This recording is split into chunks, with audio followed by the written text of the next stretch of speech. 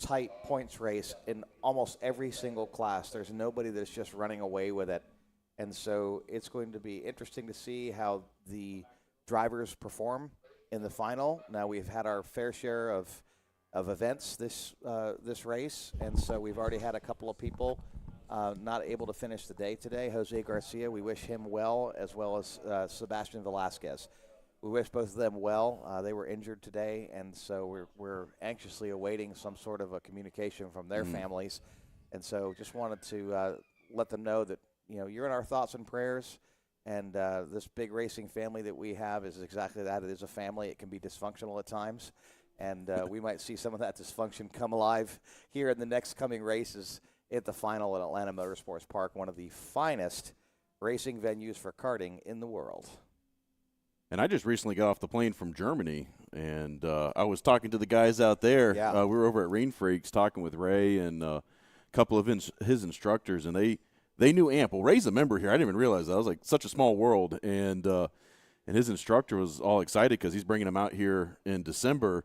And I said, hey, go to every track you want to go to before you come out here because they won't be the same after you drive out at AMP. That much is true. And Ray immediately chimed in and said, yep. He goes, it ruins all karting for you once you drive the track here. And I know the racers out here enjoy it. We enjoy it. It's a lot of fun to come out here. This is going to put a cap on our 6th season given coverage out here at Atlanta Motorsports Park. So, awesome to see the growth and the progress out here. A lot of us, we started coming out here. It was nothing but dirt and gravel, Right. and a little racetrack out in the hills of Dawsonville. Right. And as you can see on your screen right here, a lot of progress being made. They're in the process of getting those trackside villas built, and I'm excited for next season and to see more progress. It's like every time we come out here, something new's popping up, whether we're getting lights, a water tower, more condos, solar That's right. panels. I mean, this place is just a bastion of growth right now, and it's crazy to see everything that's going on. And hats off to the management team, obviously Jeremy Porter, for just the vision and leading this whole thing. And can't think of a better venue to be at to get to call some racing. And That's for sure. And obviously in good company up here with you. I always miss when when you're too busy racing to come up here and announce with us. And not to drag the mood down any further, but normally I'd be up here with Steve, and we just want to give a big shout out to him. Shout out to Steve. His wife's having some complications there. I believe 31 weeks pregnant, so recently had some complications. They're in the hospital right now, so Steve can't be with us here today. I'll be willing to bet he's watching, though. Oh, no. I guarantee I'll log into the comments. And let's see if he starts sending me texts on how to pronounce people's names. Yes. How about that one? That was probably some of the most fun I've had when my wife in the hospital, and I'm texting you guys telling you, no. And by the way, I actually asked that one young lady how to say her last name, and I had it right. I can't remember what her last name is. Well, we'll see it. I'm sure we'll butcher it again today. She's in junior. No, we won't butcher it because I'll correct you. Believe me, I'll just give you a slap across the head. And, now your arm's reach from me, so not. And vice versa, absolutely. But, yeah, we're excited here. And we got a lot of stuff coming up here on the schedule. This won't be the end of us for this season. This will be it for kart racing coverage this year. But excited to announce we got a deal worked out. We're bringing the Moonshine Series back. So all you Legends and Bandolero drivers or any of you kart racers out there that have dipped a toe into circle track racing, we are definitely excited to get that underway. We're got the first round on November 8th, and then we are going to finish it up on December 13th. And then we also have a race in the middle down at AMS. I haven't gotten full confirmation on this, but I've heard that they're going to be running the road course. So wow. Got some conflicting reports, so whether they do flat track or do the actual road course is going to be interesting to see. But going to be a 5-feature series with them. So we'll do double features here on the 8th of November, double features again on December 13th, and then there'll be a single feature down at AMS. And that's going to wrap up their season for the flat track racing that they do, the flat oval stuff, the Thursday Thunder and the Georgia Legend Series, because they normally they bounce between AMS and Cordele. Mm-hmm. So going to be fun to get them out here. Always one of my favorite times of the year when we get some of those young guys out here. They can start them as young as 10 in those Legend cars. And nothing to mess around with. They're about half the weight of a Miata with about similar power. They run that little 900cc YZ engine. And I believe they're cranking out somewhere around 120, 130 horsepower. It used to be just under 100 way back when it first started, and those were the Yamaha 1100 series. I can't remember what motorcycle they came off of, but now it's actually a spec-regulated engine that, just very similar to the Bandoleros. Yeah. Right, where there's one builder and they all come out of the same place, and they're highly regulated. And it looks like we have the LO206 Legends class out on the track here. I did not grab a schedule before I sat down. I should have done that. You got it right there in front of you? Yeah, I do, right here. But this. See, already bringing up the professionalism of this broadcast, Al. Hey, the schedule says junior, so we might have the banner wrong here, but there wasn't that many folks. We see some two-stroke smoke out there. So let's take a look on my laps. And somebody fired up the grill down there. And what we have, well, that's actually a tag cart that's probably started or a KA100. Let's see what we have on my laps. And you can look at this. This is the junior final. Yeah, I see LO junior finals. Yep. So and they are alive right now. We're going to and I saw Lincoln down in the paddock while we were setting the cameras up. Lincoln's having a tough day today. Now, one thing about Lincoln, I just pulled the juniors up here as far as the point standings are concerned. Lincoln Massey has a pretty significant. I say he should be running away with it. Well, I won't say necessarily running away with it, but he's got to have a strong finish. But let's take a look at this. A great shot of turn 16 here up on the wall. That used to be the Will Bite Racing turn 16 shot, but it was. Now that we got some elevation over there, we can put that camera out and. Here come the juniors down the stripe. Yep. Green. Off we go. And we are underway right now. It looks like Nico Corpita is what I'm seeing on the score screen is first. He actually ended up first because Lincoln Massey and Luke Corman were both disqualified. But as you can see right here, Luke Corman has just taken off. And here comes Lincoln Massey. He's already getting 2 spots there from the back of the pack. And not going to take long. Look to him to be the hard charger this race. And always fun to see a guy charging from the back. But, I mean, from a race directing standpoint, that's what you don't want is your fast guy starting in the back. But rules are rules, and if you get DQ'd, that's where you got to start the final. Right. As our leaders come barreling down the back straightaway into turn number 9, hitting the S's here on the exit. They're starting to get single file. So normally with these younger guys, we'll see them getting side by side quick and often here because they don't know when to let up. But right now they are starting to form a little bit of a train here coming through turns, I guess that's 14 through David's Bend and into turn 16 and 17. And this will complete lap number 1. We'll get some updated scoring info here. So, yes, Nico Corpita is your race leader. John Mark Nunnally in second. Xander Soren. Yeah, help me with Sonardo. Sonardo, there we go. That's basically the E is silent. Sonardo. That's a nice, I think, Italian name there. But that's the third Xander we've had through this program. Yeah, I know. And that's not a terribly common name either. No. And look at Brady Henkel in 4th position. Now, what I will say is it's not going to stay like this. No. Luke Corman and Lincoln Massey are going to be – I mean, look, Corman's already in, I think, 5th position here. And so he is on the tail there of Brady. He's going to make quick work of it. And, we've got 12 laps to go. This is our first lap, and they're going to try and make some quick work of this. But they're in a train right now. Hopefully we don't see. And here he goes. Here goes Luke Corman in for another position here. He's passing Brady Hinkle. He's going to do an over-under on Brady Hinkle. He's going to get him with the crossover. He's going to get him. Oh. He's going to slide into position there. He's just working his way, clicking off now in 4th position. Luke Corman, Lincoln Massey. And look at him turning the fastest lap of the race so far. He's gone purple, Lincoln Massey. So he's charged hard. Look at this. He's caught up to that front pack of 5. So he has. We now have a 6-cart battle for the lead. And here comes Lincoln Massey. He might be getting around Corman right there. Yeah. Or that's Hinkle. That's Hinckley. He's trying to get around Hinkle. And he will. Here goes Luke Corman now trying to go for that 3rd position. He thinks better of it. He thought about it. Yep. He needs to get a little bit better of a run on that one, and hopefully he's just not running out of gear. Yeah, it's a little late to be peeking out coming down that back straightaway. And here comes Lincoln Massey. There he goes. Lincoln Massey's going to make a maneuver here, I think. He's going to end up on the inside. Now we're not getting this front pack here. And here goes Luke Corman to the inside. But Luke is going to think better of it. Well, all that. Here goes Lincoln Massey. See on the inside. He just dive bombs through. Overshoots it a little bit. Ooh. And he gives the position back up. And Lincoln, well, actually, no, that wasn't Lincoln Massey. Actually, that Lincoln was- got in front of him, and the driver behind him, I believe that's Did he switch chassis this he season? did. He's in a Tony Kart. Okay, because because I was going to say, I'm not used to seeing him in the green and right, white. Correct. Normally he's on a Burrell. Today is on an OTK product, which is also running an OTK product in KA100. So that's been good for him. And here goes Luke Corman over. In the grass. Into the grass, over through the kink. That is not a good maneuver. That's really hard on the kart. And Luke Corman, he is not going to get that position. No, and he Sorry. went 4 off there. And I guess that's not a penalty in the kink because you don't really gain anything by doing that. Well, 4 off is 4 off. He went on went on a safari.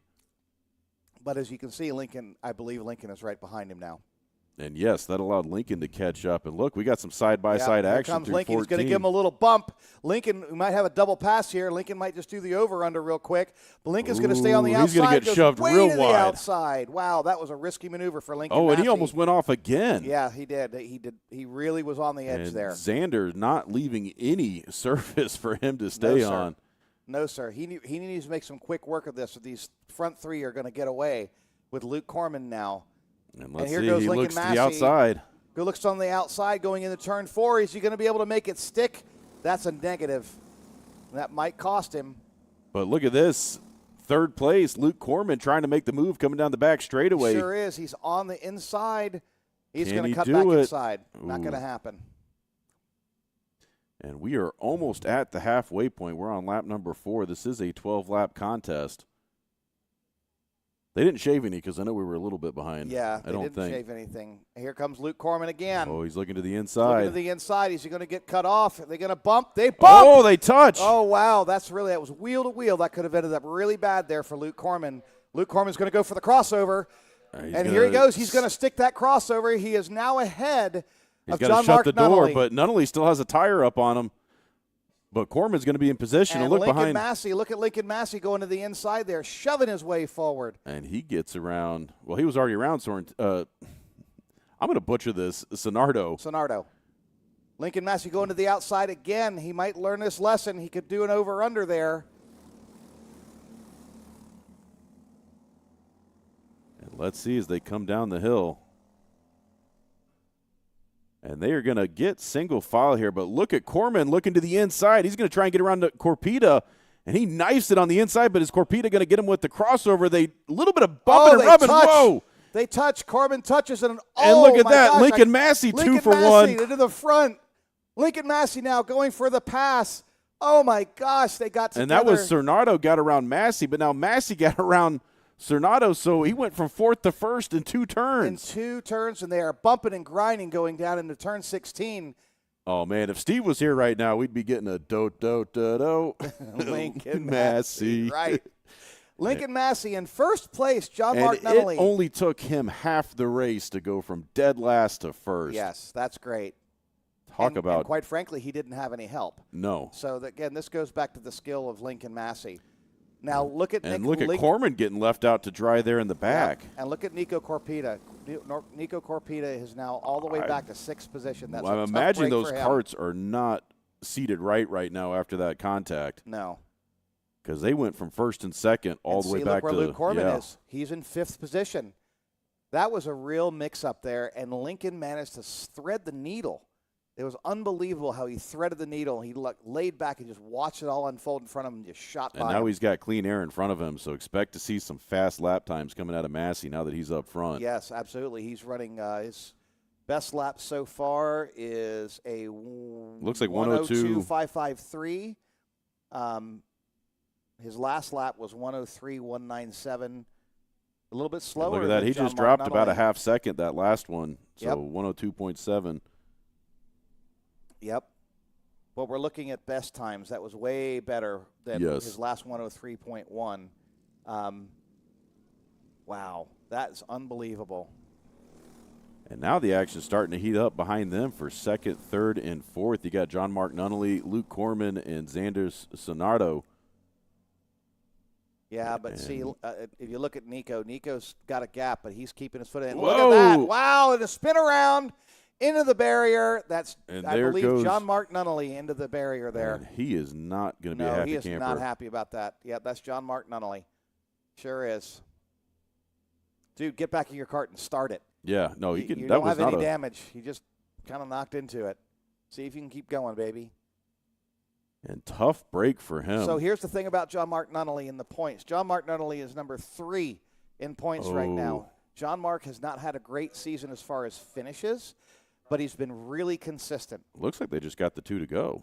They just got the 2 to go. So I guess we are only running 10 laps today. Well, they might have shortened the schedule, yeah. We do not know about that. Let's check our Discord server and see from general. There's no announcements about the length of the race. And a tough break for John Mark Nunnally. Luke Corman now being able to get back up into second place after that. Yeah, that's a tough break. John Mark, I believe, even if with a do not finish, the way it works in the rule set is if you don't finish the race, you are scored to where you were at the very back of the pack. So if like 5 people don't finish, it all depends on how many laps they completed before they got their DNF.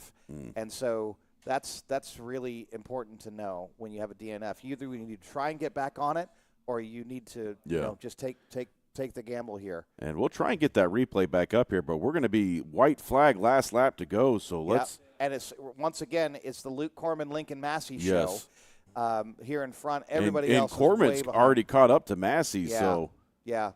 Now might see some gloves coming off here on this last lap. Massey's lead all but vanished. Yeah, it sure did. But that also goes to Luke Corman. You got to hand it to Luke.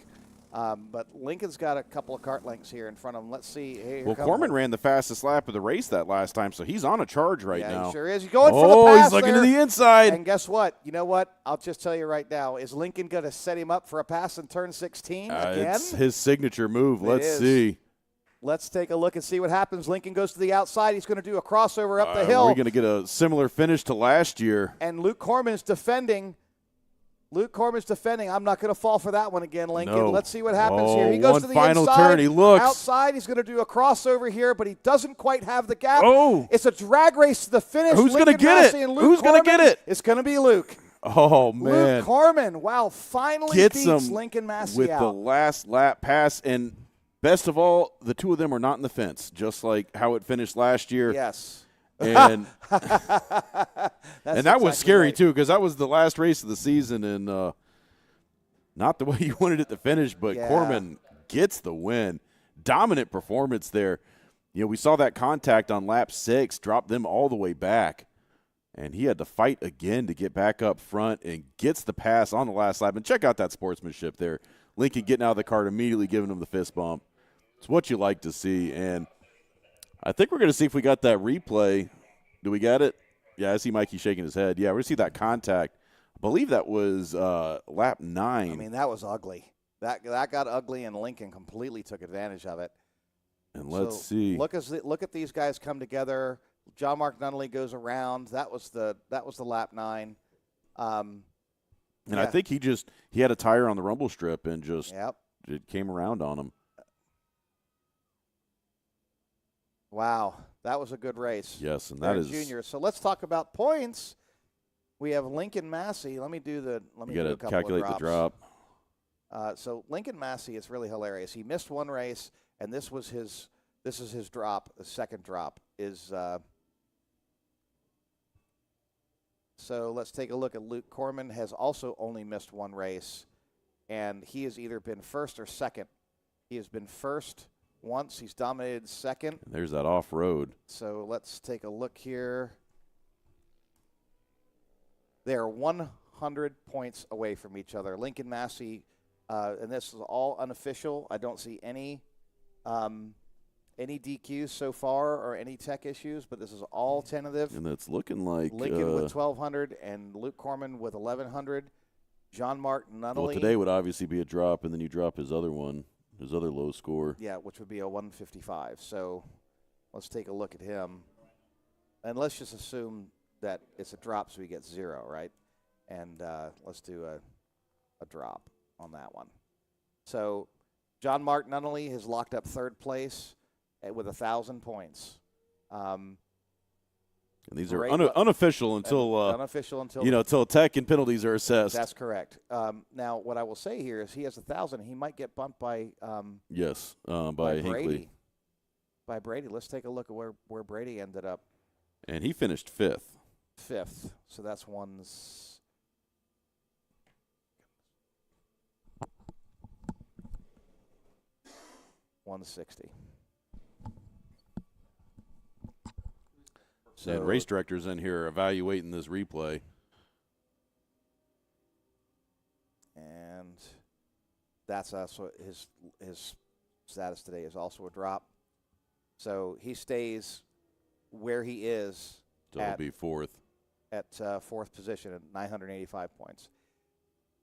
Yeah. Great job to everybody today. That looks like the inside driver there. Yeah, he shoved him off. Do you know that? I don't.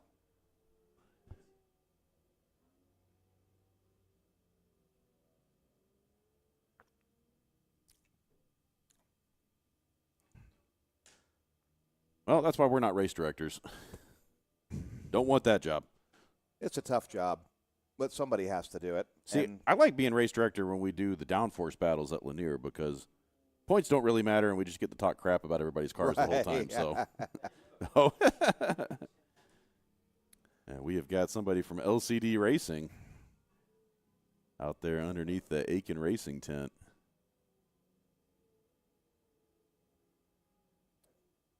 Well, they're weighing John Mark Nunnally. Now, this is the thing. John Mark's doing the right thing. He needs to get his helmet. Someone needs to hand him his helmet. I'm hoping someone hands him his helmet, or he has it. Could be in the driver's seat.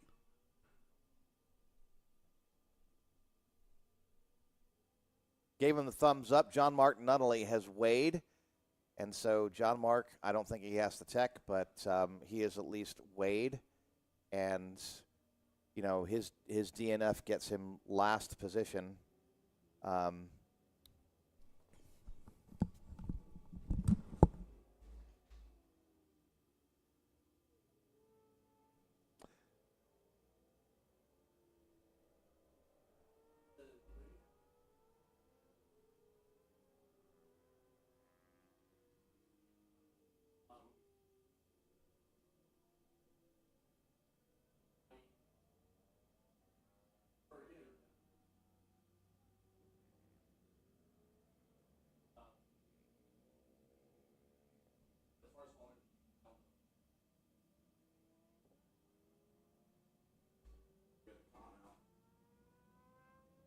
All right, so here we are with LO206 Cadet. This is another seriously close points race, and it is a points race between Easton Bailey, Hunter Wilson, Dean Saunders, and it is absolutely incredible.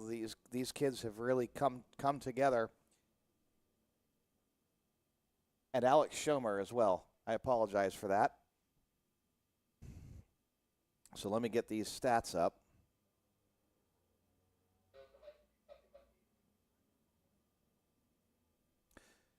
And here is Cadet. So at a minimum, Easton Bailey needs to get 175 points to advance. And that would be if Hunter Wilson was to take a drop because he had a low score. So as of right now, as we process one drop, and we'll see what these drops end up being.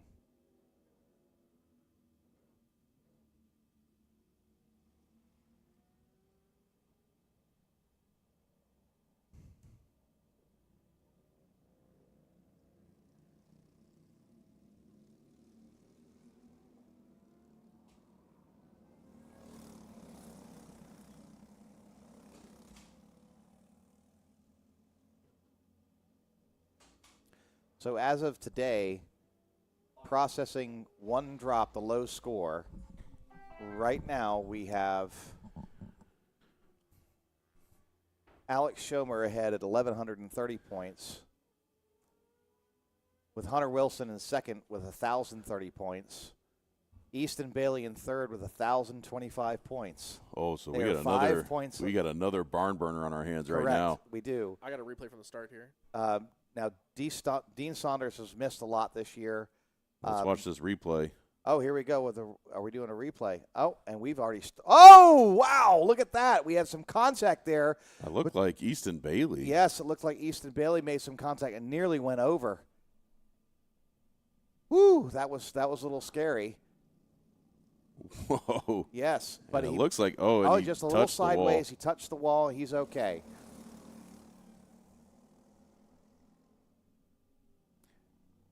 Now let's take a look at this. We have Alex Schomer in first place, Dean Saunders in second.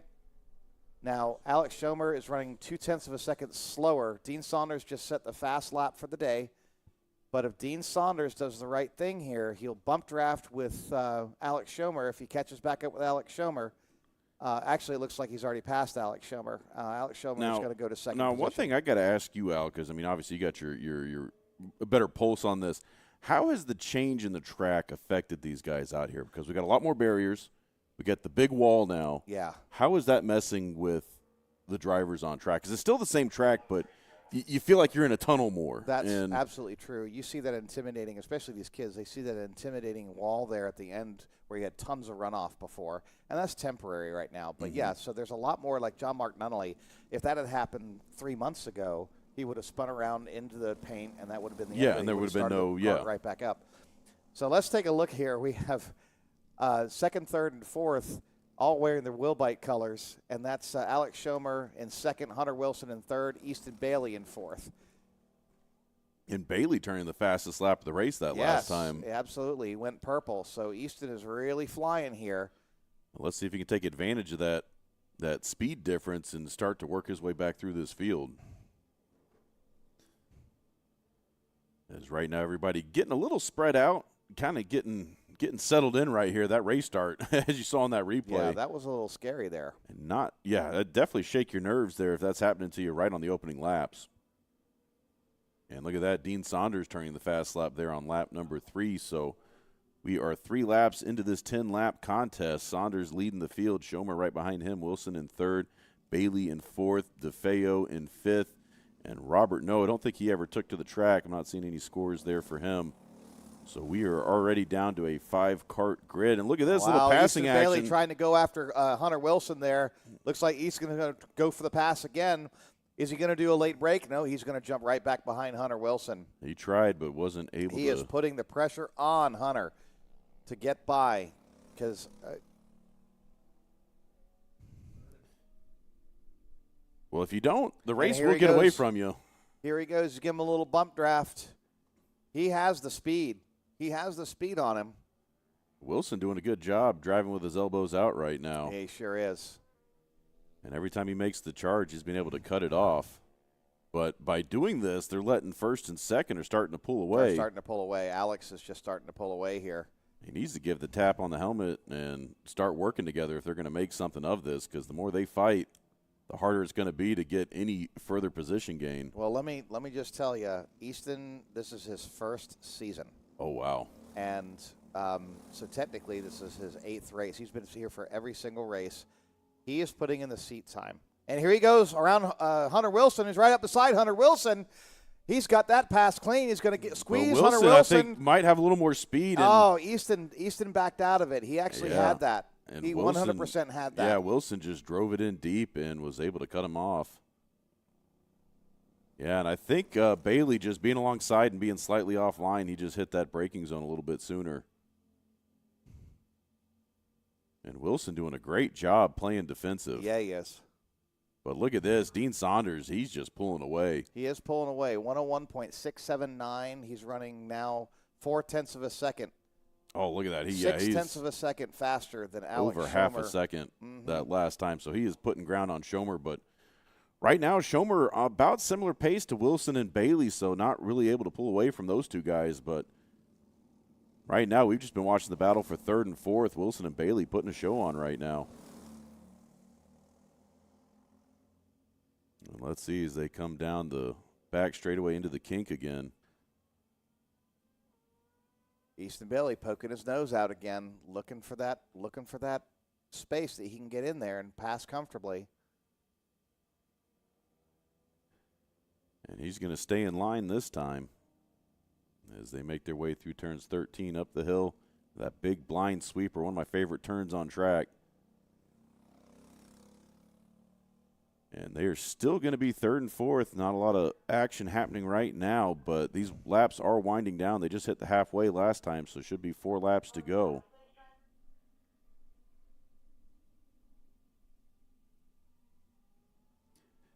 And let's see, there goes your leader, Saunders. And then there's Schomer, Wilson, and Bailey. Right now we're watching Wilson and Bailey battling up the hill. Wilson's not giving in easy with this. No, he sure isn't. Bailey just keeps looking back and forth. He's trying to put the pressure on. And here they go again, side by side, coming down the back straightaway. Let's see. No, he dips back in single file. He keeps looking. Yep. But I think that barrier there, it's shaking a lot of people is. right now. It's a little scary. But I'll tell you one thing, though, is he gives Hunter Wilson a little bit of a tap there trying to go up the hill and get around him. He's got the speed. He's just not using it at the right time. Right, and he just needs to kind of get a little more confidence in the braking. Again, this is his first season. This is Hunter's almost third season. So he's doing well for someone who's been in the I mean, going right to the full track times. and not starting on the jelly bean. That's and these are kids out here, folks. I mean, this is 7 to 9 years old racing right now. Correct. I mean, these are some of the youngest drivers that we have on the full track. And so awesome to see the next generation of drivers coming up here through AMP. And see, Easton actually has it. You saw him. He could have just slingshot by him. He is all over Hunter's bumper. And we are on lap 6 of 10. Oh, he's getting a little squirrely there. 7 of 10, sorry. Yeah, he got a little squirrely there, and it cost him.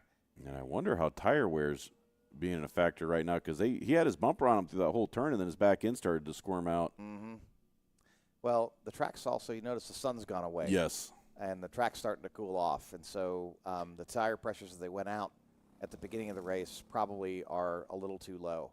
Yeah, we're officially in spooky season, so when the clouds are not there, it's warm, but when they are, it's starting to dip into the 60s here. So. Yep.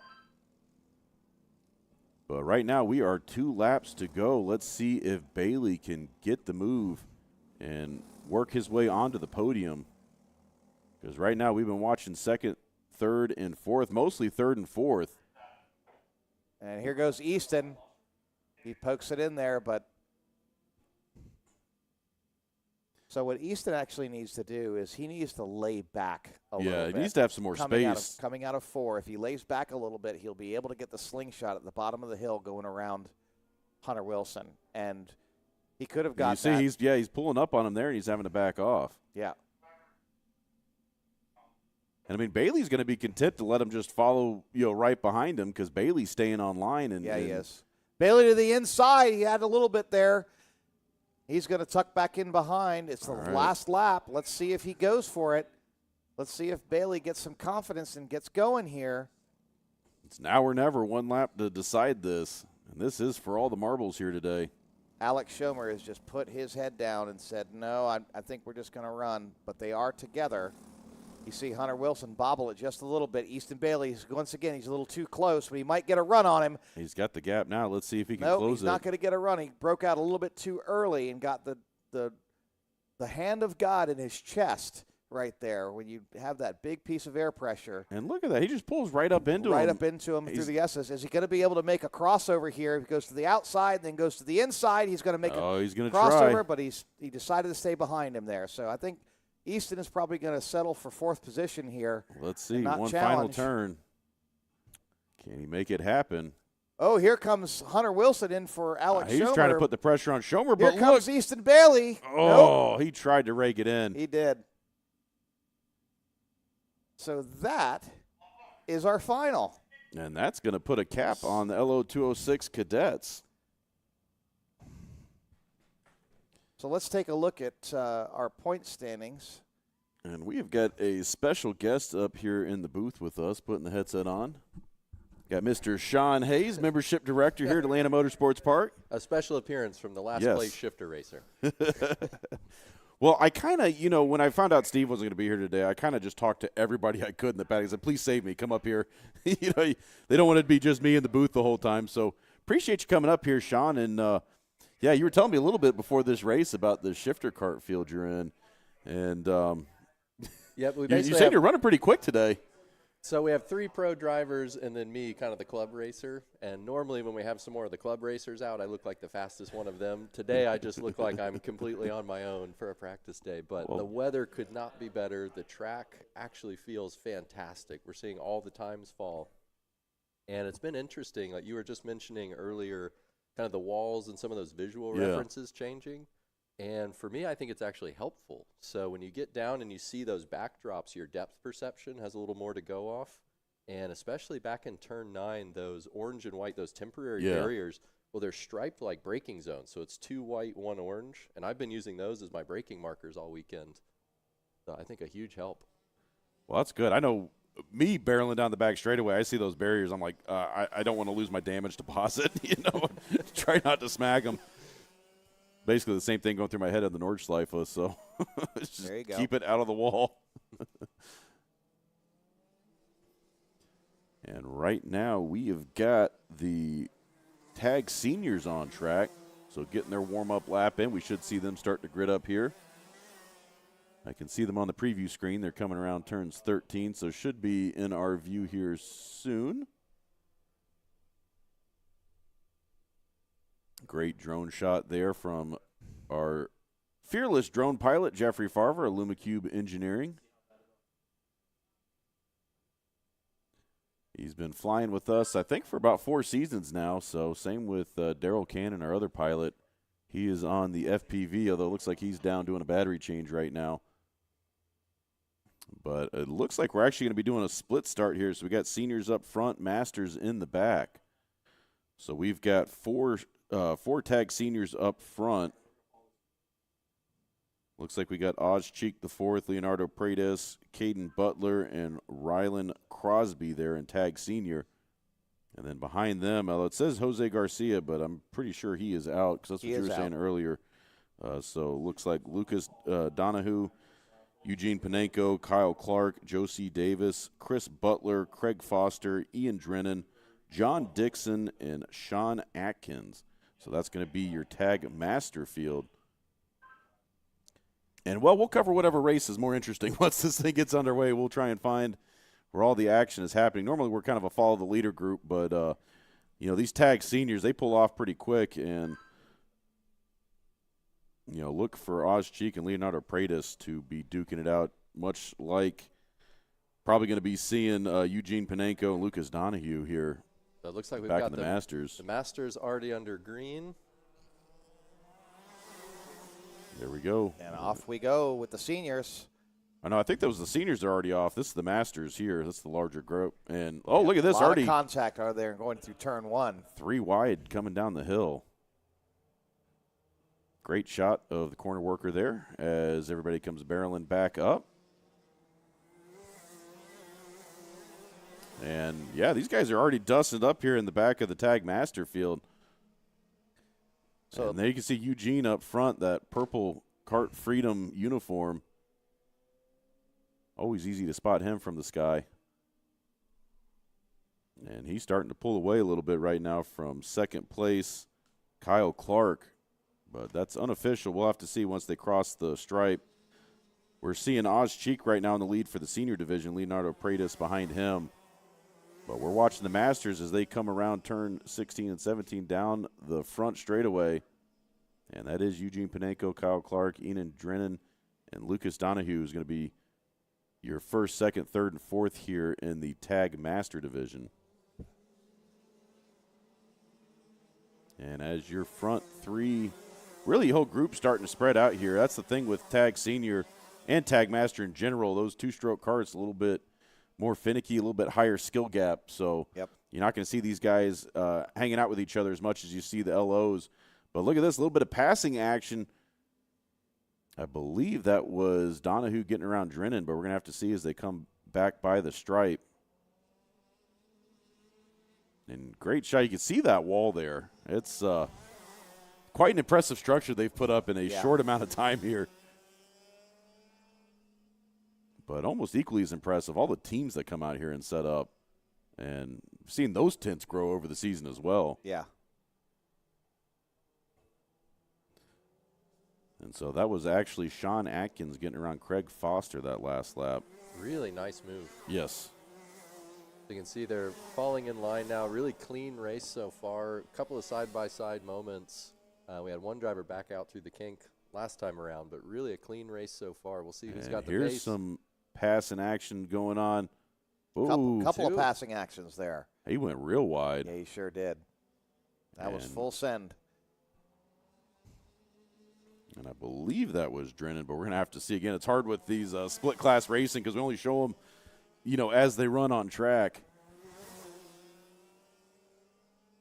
But giving a little love to the Masters because normally we follow the seniors during this one.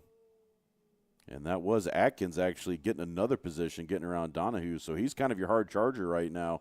He's running his way through the field. He's up to 4th right now in Tag Master, trying to fight his way onto the podium. Curious if there was any kind of DQ action or if he got in some trouble during the pre-final. Because he's definitely on a faster pace than some of these other guys at the back of the Master grid.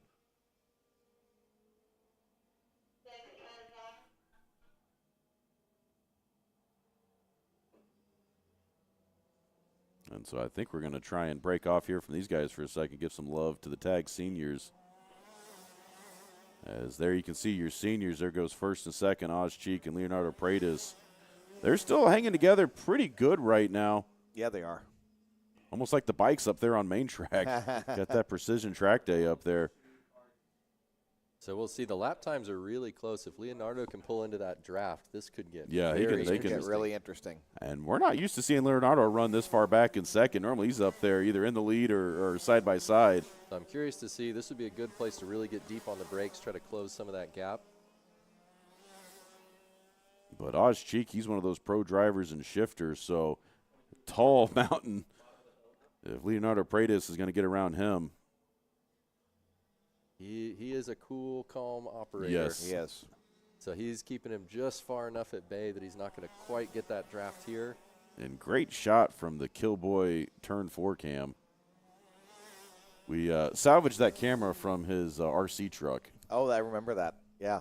So he's been working on a new rig to be able to. We tried to use that at. We tried to use that here. Yeah.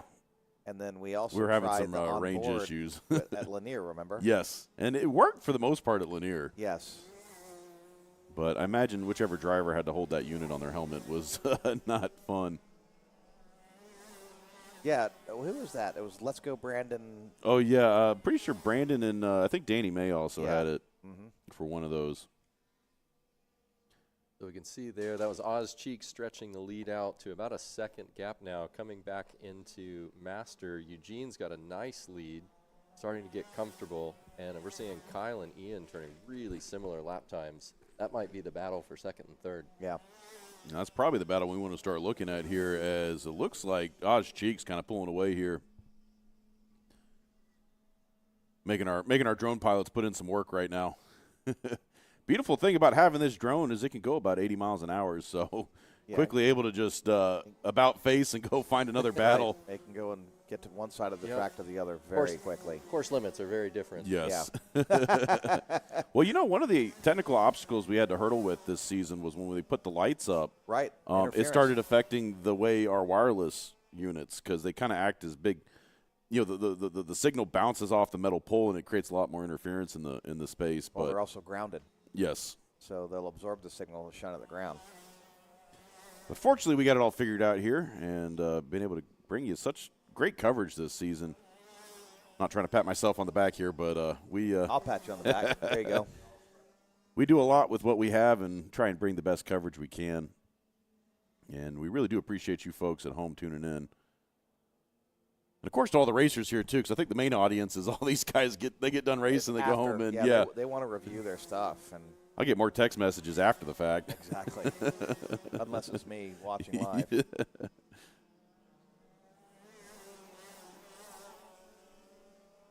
And right now, there's your leaders in Tag Master. It's Eugene Panenko fending off Kyle Clark right now.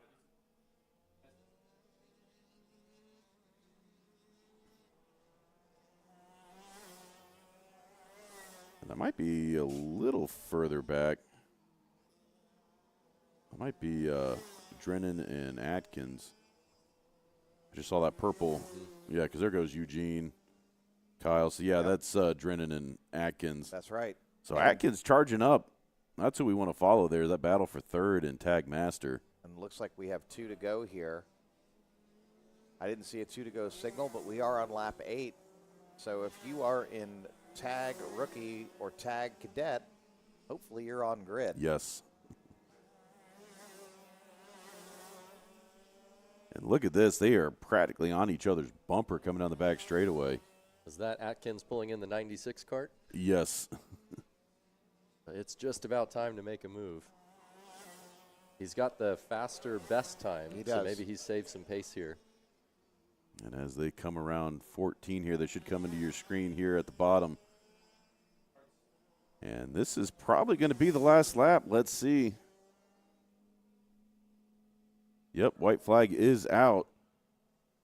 1 lap to decide this. It looks like Oz Cheek out in the senior class. He's going to have a comfortable finish right now, about 1.8 ahead. He's already loading the trailer up. He's checked out. Making space for that trophy. Yes. But right now we're watching that battle for third and tag master. Ian Drennan trying to fend off Sean Atkins. Atkins already gaining 3 positions from the start of this race. Let's see. He takes a little wider line there. He's going to stay really tight. He's going for it. He's in the draft here. Look at this. I think Drennan Look at knows. this. Is he going to go for Drennan? Drennan knows he's doing everything he can to hang on. Very defensive. Right. Oh, he goes real wide. Let's see. Yep, he ran right down the middle of the track. Oh, in the last second, Drennan. he bolted out. Drennan, A there he is. masterclass in defensive driving there. Absolutely. But very clean race all Yes. the way through. Great job We didn't from have both anybody fields. bumping and grinding. Well, and they were pretty much on each other's bumpers from lap 2 onward, because it took a couple laps for Atkins to get around those 2 drivers behind him, and he was trying to put Drennan off and wasn't quite able to make it happen. But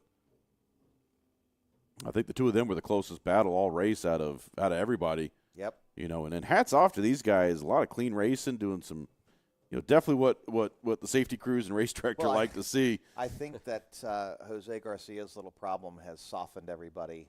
Oh, that would People definitely have chilled out a little bit there. yeah, after seeing that in the pre-final, I would probably take it back a step or 2. Yep. But I have to give, I'd say Atkins, really, that was a great performance. His fastest lap there, actually a 10th edging over Eugene in first place. Yeah. He put together quite a charge there at the end. Great racecraft. He did. That was awesome to watch. And it looks like we've got our tag rookie, tag cadet coming up next. We have 1 tag rookie and 2 tag cadets. And I'm showing I saw him on the screen. Yeah, it's showing him up front. So, wonder if this is the order in which they finished in the pre-final. I'm not sure. And it looks like Sean. I guess you got to go get ready for your race. Oh, He's got to go eat. Are we gonna do a Sean reviews? Sean reviews a Tiltburger. Well, I'll give you the preview for the shifter cart, 4th place finish. So we've made a huge change to the handling of the cart. Really was not happy with it. Right. If it was a move in the right direction, it's going to be great. If it wasn't, keep the camera on me. Okay. Well, we appreciate have having fun, you up here, Sean. Sean. Yeah, good luck in your race. Yes. Keep the rubber side down, baby. Yes. And, man, they were working hard up there in that flag stand because that camera keeps moving. Yeah.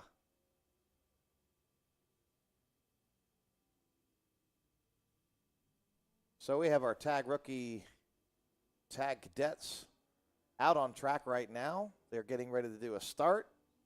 And if you are an LO206 Masters or LO206 Legends, you better be on grid. With 3 carts here, this could be a Sunday drive or it could be really We have close. had some of our most exciting races have had. And let's see Hang on just a as second, I'm you're getting an update.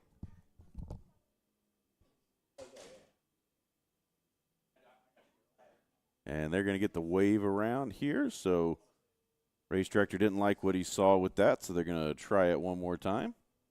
They're going around, Houston.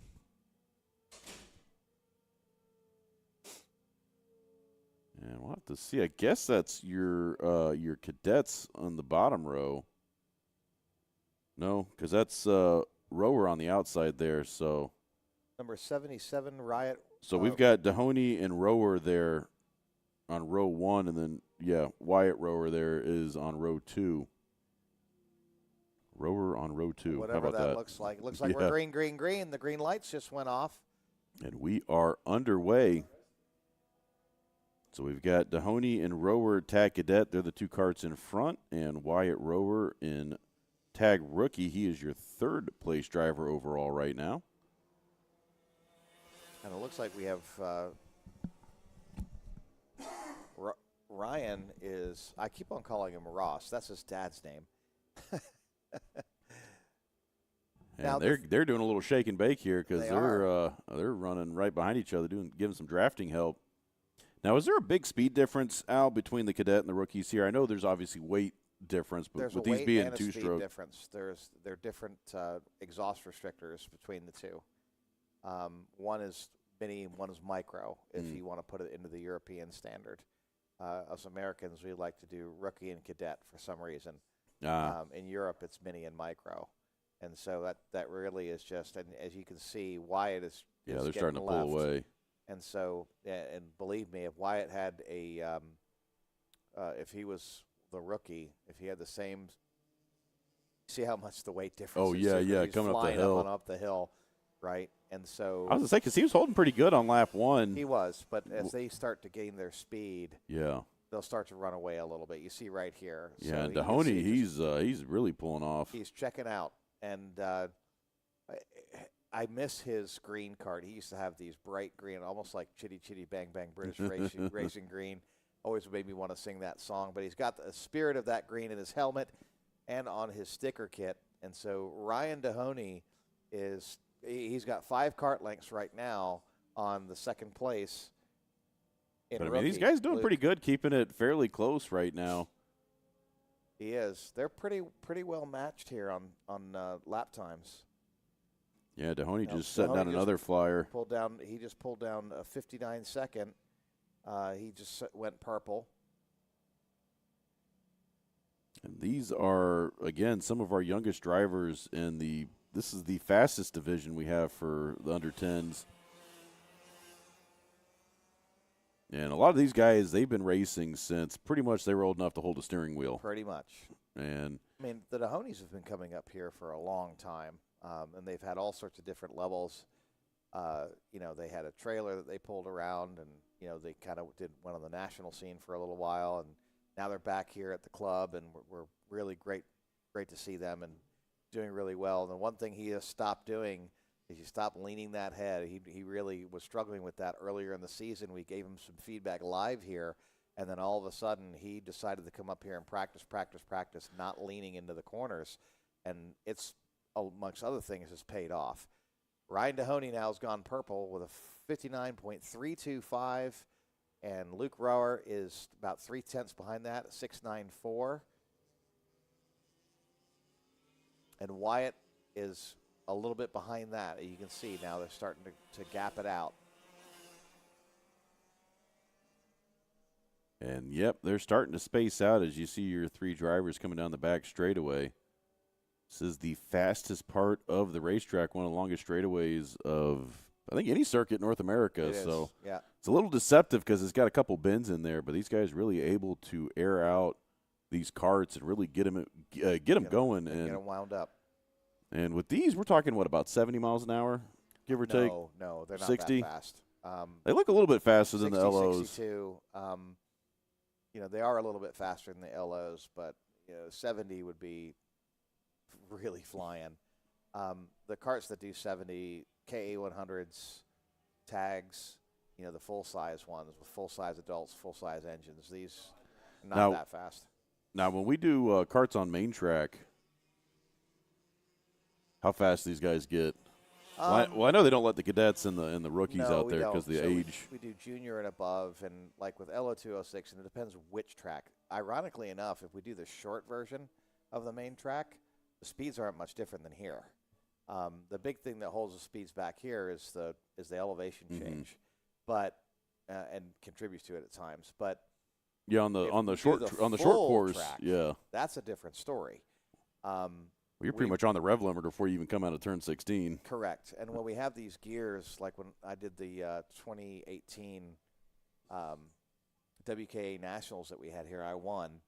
We were running 73 miles an hour in LO206. That's cooking. And then we had some super carts out there, and they were doing $135. I was probably twice that. It was really interesting.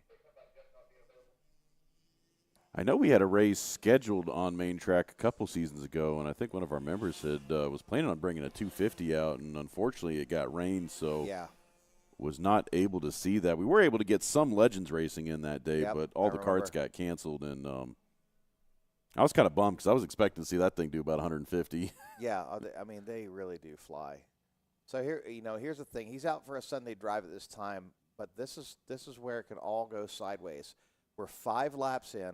Ryan Dahoney has a really comfortable lead, but what he's doing at this point, and I'm just going to say, he's getting a little bit lazy. He's not using the whole track at this point. And Luke might start. You can see he's starting to pull in a little bit. Luke is only 2/10 away, right? Or I'm sorry, now 1/10 exactly away.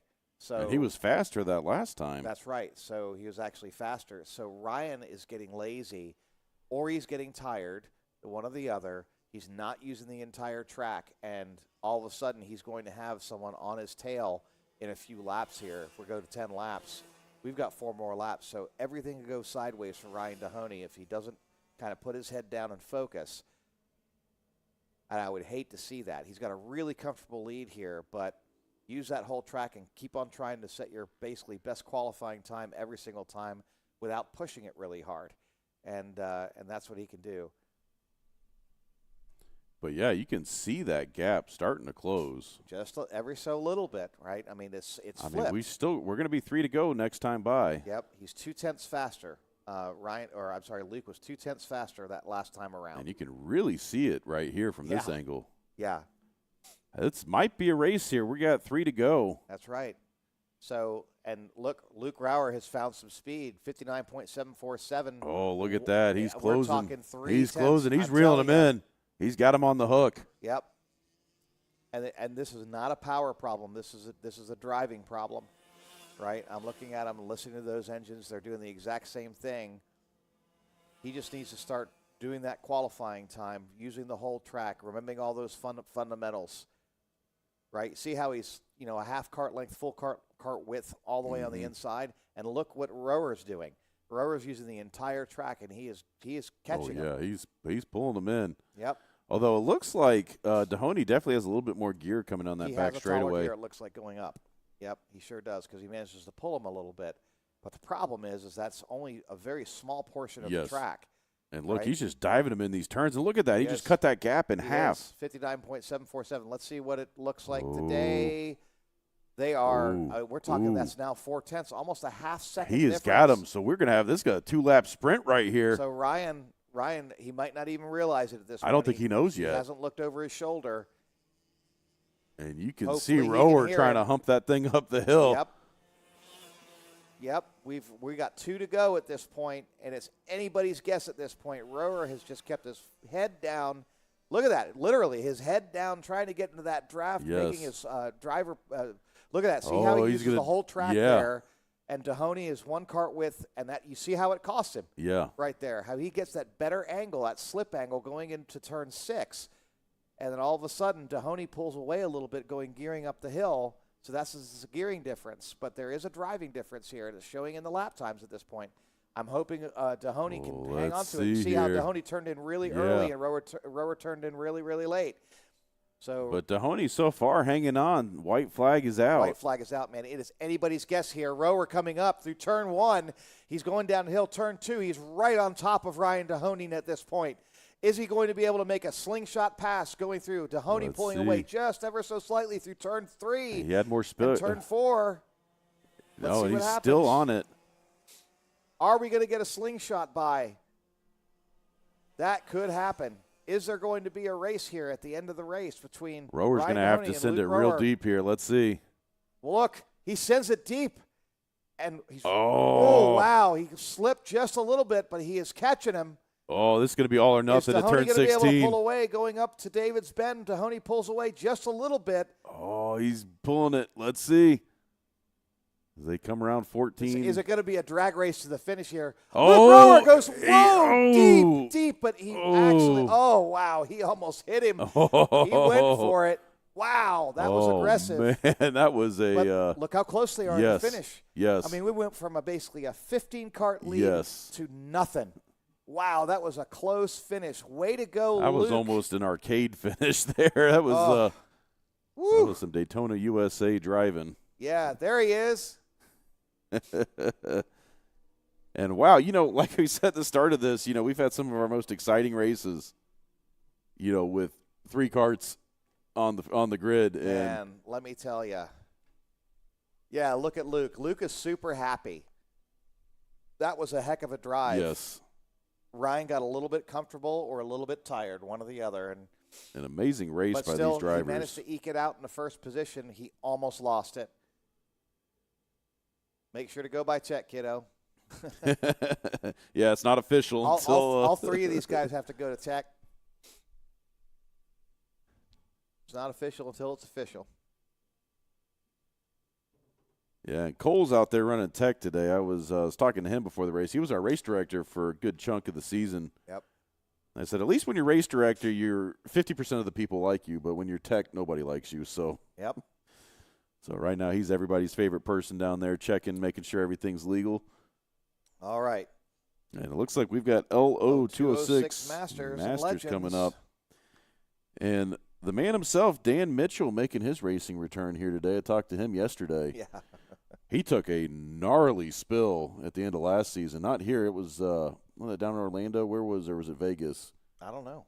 It was Vegas. He told me, and I completely forgot. But no, I forgot about that. Yeah, that's right. That so was happy to see him back. He told me he'd come up here and critique my my lap time from the Nürburgring. So I've been talking so much crap about that. I was probably the slowest person out there, but I doubt it. But he runs VRD, so he definitely is a man that knows what he's talking about. Yeah, so excited to see him back out here. So funny story. They actually live in the house that we rented a few years ago. The same address. Oh wow. Yeah. So you didn't leave many presents in the walls, did you? no, not at all. Not at all. I promise I wouldn't do that. So right now we are waiting. That's going to be a big grid. I am counting 19 karts. Yep. But not our biggest. We still got Seniors of Mayhem coming up. I know that's Steve's favorite division. That's still, man, I remember, that clip popped up in my feed the other week from when we had CK&A out here. Oh, yeah. And we had, what was that, 43 kart grid I think we had? Or it was almost 50. It was, I think, the largest grid we've ever had in a race here. And,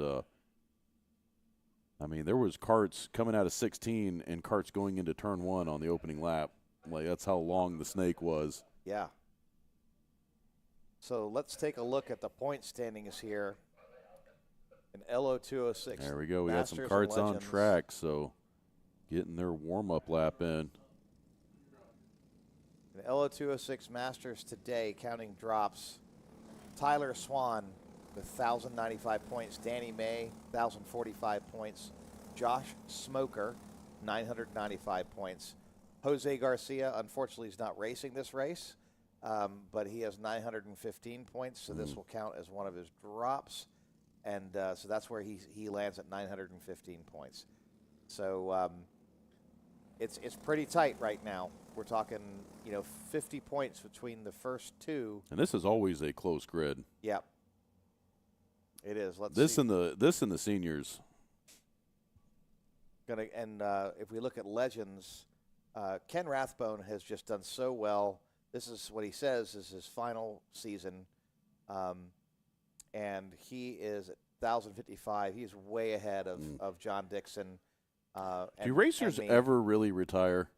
I think they just change sports. They change sports. I'll tell you, it's a very physical deal, and we're going to go. I don't think missed. so. They broke line Yeah, they did. way too Way soon. too early.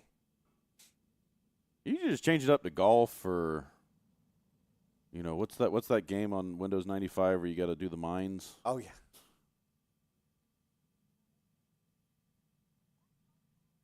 But the competitiveness never leaves. Yeah, absolutely not. So I got to tell you, we're going to highlight a driver here, and that is Chris Arencia. Chris Arencia has lost the weight he needed to lose to be competitive, and he has done an outstanding job under Eugene Penyenko's team. We're going to got another wave off today. So he's just done such a great job, and he is in first position. He is leading the charge. Now, if we do one more missed start, they are going to invert first and second. I think maybe the Legends might have been a little too far ahead that time because they've got to start the Masters first. So you see how they're getting them to really slow down. Because I think they got to let the Legends come around because they weren't even through turn one when these guys were coming up. So there was no way they were going to block that start. Well, Ken Rathbone actually caught up. And let's see here. Yeah, because you got Rathbone, Kellett, Clark, and here we go. Green, green, green. LO206 Masters final race of the season. Let's see. Still too wide coming through turn Matt one. Lassiter. We're going to get a lot of people shoved around here going through turn two. Are they going to be able to make it through clean? A lot of bumping and grinding going through. And we saw a lot of action earlier this season between McCleary and Lassiter. Yeah. Had that incident. I think that was week 3. Yeah. Some penalties were definitely thrown out after that one. Were they ever? And right now, still some too wide action for the lead coming into turn 9.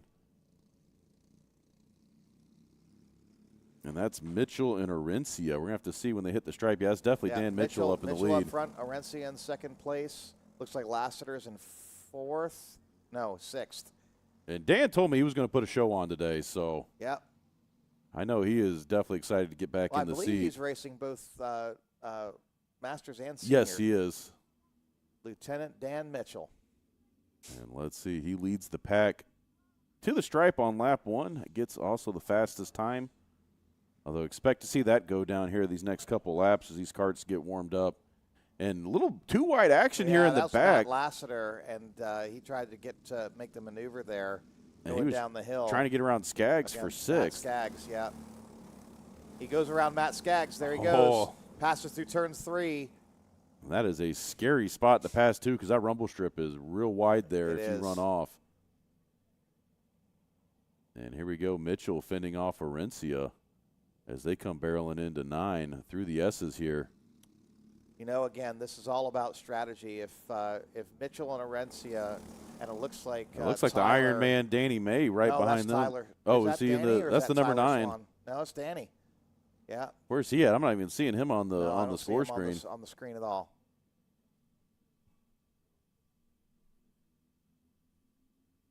And here we go across the stripe. Oh, that's It's not Rathbone. It's not Rathbone. Yeah. No, that's Tyler Swan. That's what I thought. Tyler and Tyson, Matt Skaggs down in 6th. Yeah, I guess we're all over the place. I guess Danny's not even in this race. Well, but it looks like his helmet. That's for sure. Looks like his cart, and it looks like him because he's so tall. I was say he's about a head and shoulders above everybody else. Yep. You know, again, which is part of his success because he's really able to rotate those carts. He's able to get the rotation and the leverage. In the winter, it's good. In the summer, it's not so great. But we have got is that Josh Smokers? No, that's Danny May. That's Danny May. Yeah, he's not picking up right now. I hope his transponder's on. But we have got a gaggle of carts right now. So that's Swan behind him. The 2 Swans are behind him. So Tyler and Tyson, Matt Skaggs and Matt Lassiter. And that front pack of 5 is definitely pulling away right now. And look at that purple stripe just go down the line there. And Matt Lassiter now in 6th, Matt Skaggs in 7th. So and that's Lassiter leading that first mid-pack. Yep. Pack 2. Not where we're used to seeing him. No, not at all. He has had just a really abysmal season. Yeah, it's been a tough break for him. And that happens. I've had abysmal seasons like that where you just cannot win any. And but he's kept his foot in it to put a pun into it. And there goes Mitchell leading that front pack of 5 as they make their way through the S's. Arencia trying to put a little bit of pressure on him. I think Danny May is just going to be happy to see these guys duke it out in front of him. Yeah. But I'll be curious to see if the Swans start to work together here to try and make a move because – Well, I mean, they are father-son, so they're going to work together. And they work really well together. They've really dominated in a lot of classes here. They've done really well here this year. But the wild card, I think, is Danny May right now. Danny May going to Look the at that. inside. He's going to make the pass He's- there on the inside there. Gets around Orencia. Oh, wow. Orencia's got to be frustrated with that one. I swear I don't have a crystal ball up here. I don't know how we called that.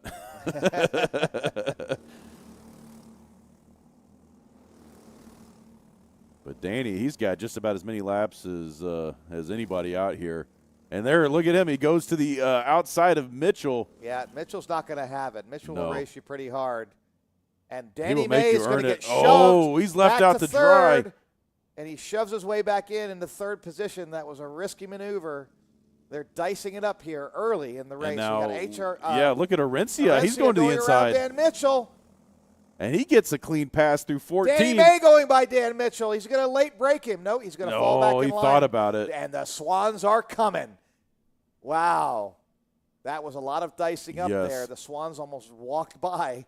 And really, Chris Orencia, the winner out of all of that. Absolutely. Your new race leader. There he goes. Dan Mitchell down to the inside. Oh, and Chris he Orencia gets it back. He shoves him right wide. Oh, and off. here goes Danny May to the outside. Danny May to the outside, going Three past as they wide say. up the Now hill. Danny May in first place. Oh, It and here looks like comes the Swans. Swan.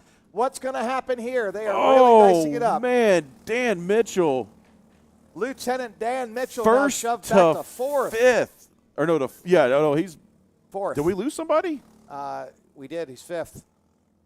I'm not Oh, sure who's man. in that MGM. That might be a Swan. No, that is. That is. And The two Swans are now Danny May, yeah, he's in the third. lead. third, fourth, with Dan Mitchell in fifth position. Oh, Wow, that was a man, tough break that was right a there. melee right there. And with that, it looks like that mid-pack starting to catch Matt up Laster, here. you saw him just go by very quickly after those guys. Yep, Matt Laster is right there. Oh, and there's some Watch. more passing action for second. Yep. As I believe a Swan just got between Yeah. Orencia and Danny May.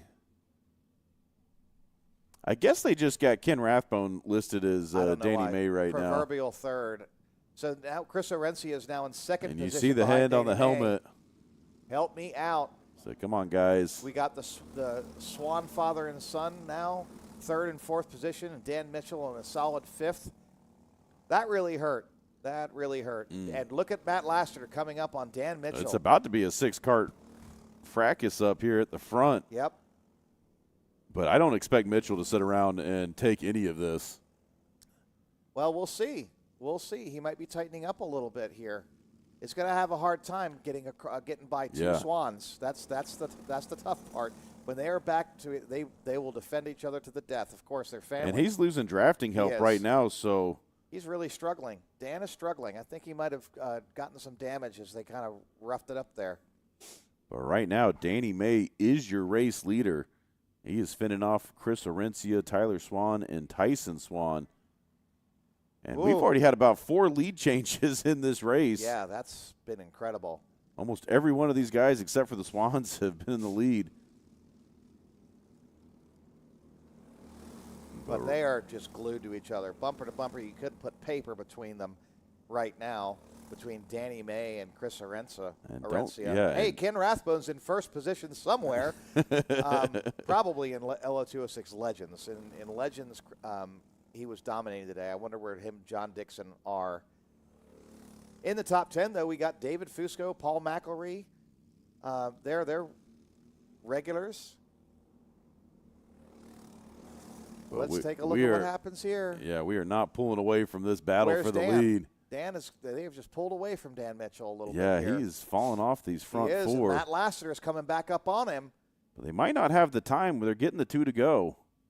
We are on lap 8, folks. 2 to go out of a 10-lap final. And that purple stripe just did another sweep to the top 4. So all 4 of these guys are running their best laps right now. Chris Orencia looking behind him, looking at the Swans. What's going to happen here? Chris Orencia just shoving Danny May there through turn 3, and the Swans have gotten a little bit of a gap between them.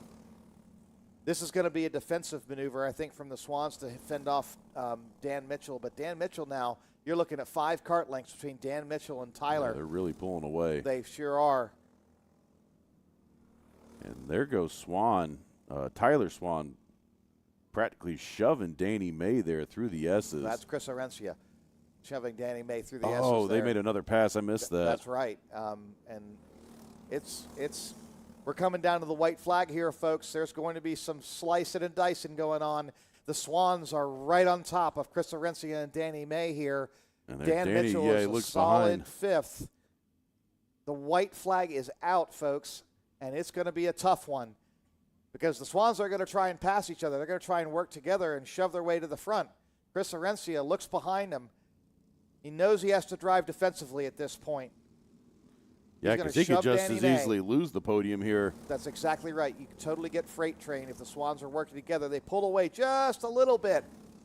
Are the Swans going to be able to draft their way and do a late break into turn number 9? let's And that's see. a negative. That's not going to happen. But Chris Orencia right on the bumper of Danny May. And Danny May is not having He anything is of it. not He is, letting up. No. He can is not. feel it. He can feel him.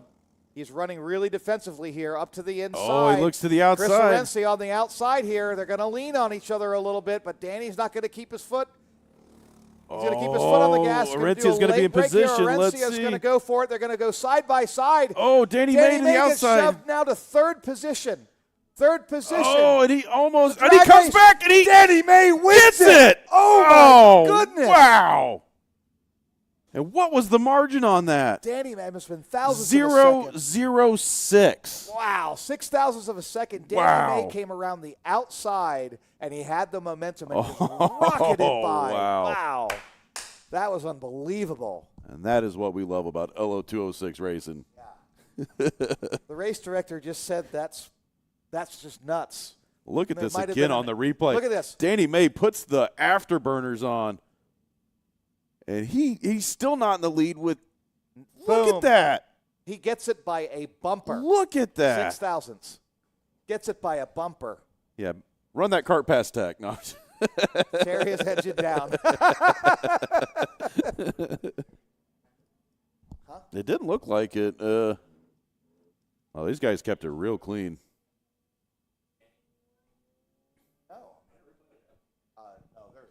Yeah, my unbiased opinion, that was pretty clean. Yeah, way to go, Danny May. Look at this. So they almost get together. They go side by side. Danny, look at that. Yeah. See, Danny, and look at this. Danny just has that momentum and just rockets by. He keeps his foot in the gas. And I know Swan saw it for a brief second. He thought he had a chance there. And, I mean, Danny around the outside. Hey, there he is. Tyler and Tyson, way to go, guys. Yeah, awesome job. Good job. That was nice and clean. And, again, I'm going to shout out to Chris Orencia. Chris has really done a good job this year, and that was a hard drive. He almost had it. Danny May just, wow. He was in the right position at the right time and managed to hang on to it. Woo! Way to go. This is why I love kart racing. Yep. These guys put on a show week in and week out.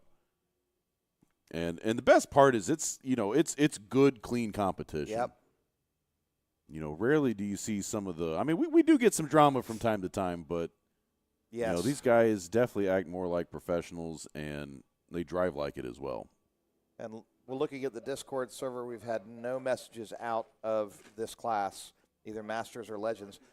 Who I'm going to assume that, because we didn't get them at all, that John Dixon may have won LO206 Legends. We will find out at podiums because they've already swiped through to the next race on Race Monitor. Well, let me take a look here in my laps and what this ended up being. Well, and if they had they had Danny May mislabeled, so maybe Rathbone did pull it out, but Yep, so no, it was John Dixon, Ken Rathbone, Chris Kellett in third, Tim Clark in fourth. It looks like Jeff Griffin either had a mechanical or had a crash. and check out this KA 100 Junior field. Yeah. This has been a class that has grown tremendously over yeah. the last 2 seasons. I mean, and this is the kids that are coming out of Kid Kart. And because I remember there being like 1, maybe 2 drivers in this class 2 seasons ago. And they were just, they'd hang out in the back of the senior division. And now they got enough drivers to have their own time slot on track. And I'm counting 13 right now on track. You got Lincoln Massey. We got Aiden Courtney, Lincoln Massey, Luke Corman, Jesse Frazier, Graham Eslick, Harrison Burklow, Roland Smith, Isabel Meja, Arthur Nahapedian. He's a driver we've been calling for a while. Callan Berghofer, Gabriel Lopez Velarde, Callan Barfield, and Oliver Nybert. We go green, green, green. KA100 Jr. on the track. And this is going to be a good one here. Whoa, a lot of contact over the curb there. Already. And you see something falling off a cart there. Yeah. Hopefully not an airbox. It was silver. It looked like one. Oh, my gosh. Well, if you lose an airbox, it'll be a rough day for someone. Unless you have an unlimited budget, you'd better pull off. And right now, these guys doing a really good job of getting through this opening lap already down to single file. When these 2 strokes get side by side, it gets hairy fast. And right now, there goes your leaders coming by. Cowboy Cam, Ethan Denny out there on track holding it down. Now we're riding along with Daryl Cannon, Killboy.com, the FPV camera. And let's see how they come across the line. And I am seeing Oliver Nybert up there in the lead, Callan Berghofer in second, Gabriel Lopez Velarde in third, and Isabel. Am I saying that right? Meja? Yeah, Meja. The in J fourth, is silent. And then Luke Corman in fifth.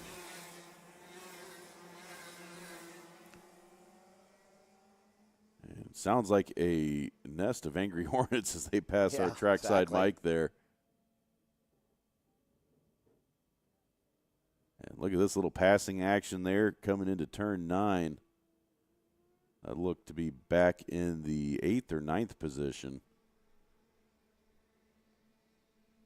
And you can really see the speed of these karts. I mean, that drone's doing close to 70 trying to keep up with these guys.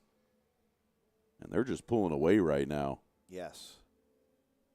And these drivers, they're still under 13. I mean, these are not teenagers yet. That's exactly right. So still some young guys out there and girls driving in this class. Great to see this many drivers because, these next couple of years, the senior division's really going to be popping once these guys move up. Yes, absolutely.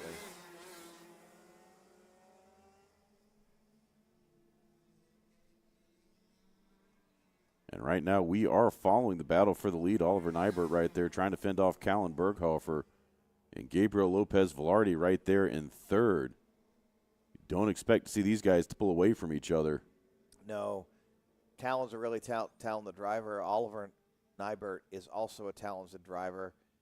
They've been racing together for quite a while. And let's see what happens here. Callan is a very calculated driver, so sometimes he will wait until the very end of the race like Lincoln. And he hit the road this season, right? Because I don't think he's been here for every race. He's done a ton of national stuff and stars, and it's really good to see him back. One of those weekends where they were free. So, yeah, I've been following him on social. He's been, about everywhere but here just about every weekend. So, definitely putting the miles in. You look at this. He is pushing Oliver right now. He just pushed him all the way down the backstretch. He's playing mental games. He's getting in his head. That's right. Trying to get into his head, but also trying to push him ahead so that they don't have to deal with the third-place driver of Gabriel Lopez Velarde. And they are making it work right now, but Gabriel is doing his best to stay in it, and all it takes is one mistake. Exactly. I mean, I can't tell how many times we've seen third to first because the leaders get into it. And right now, Berghofer with the fastest lap of the race. Yeah, that's why he was shoving him down the back stretch. Look at that. Look at him just tap him. It's almost like LO206. He's giving him a bunt draft. It's like anyone that gets behind me in a rental cart. And watch him suck back up here. Look at this. He just gives him a little shove. I'm here. Yep. I'll tell you right now that Gabriel Lopez Velarde. He drove that in real deep. He He really did. Pulled that gap back down to nothing. But, quite frankly, if Callan has the stones to do it, he needs to make a pass. Here he goes. He for looks a to the pass, inside. Going into turn 16, 17 complex. And he Callan gets right by him. Now let's see easily what happens. shuts the door on it. Let's see if Callan has a lot more speed because he was really shoving him down. But Now he he's got some draft. clean air. Let's see what he can do with this. Callan's already starting to pull away a little bit. And this is going to let Gabriel Lopez Velarde start working on Nybert. That's right. And these two are no strangers to battling each other on track. Not at all. Yeah, and look, Berghofer's already about a 2-cart advantage. Just about, and then Gabriel Velarde just, bam, hitting him from the back. Let's see what happens here. It's still anybody's race at this point. We're 5 laps into a 10-lap race. We're halfway through. Let's take a look at what and we have another pass for the lead here going into turn 16. Oh, they keep it. Callan Berghofer manages to keep him out. Wow, that was Nybert tried close. going to the inside in 14, and That's right. Berghofer had to respond. They were side by side into that final turn, and here they come barreling down into turn 2. Turn 2, and look at that. Callan Berghofer, he just did not run away with it there. He slowed down a little bit. And Velarde all over the bumper, and Nybert.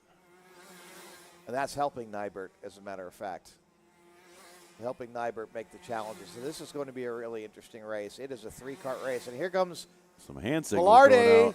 looking for it for Nybert, but he thinks better of it. But he really was up beside Sticks his him. elbows out. Wow.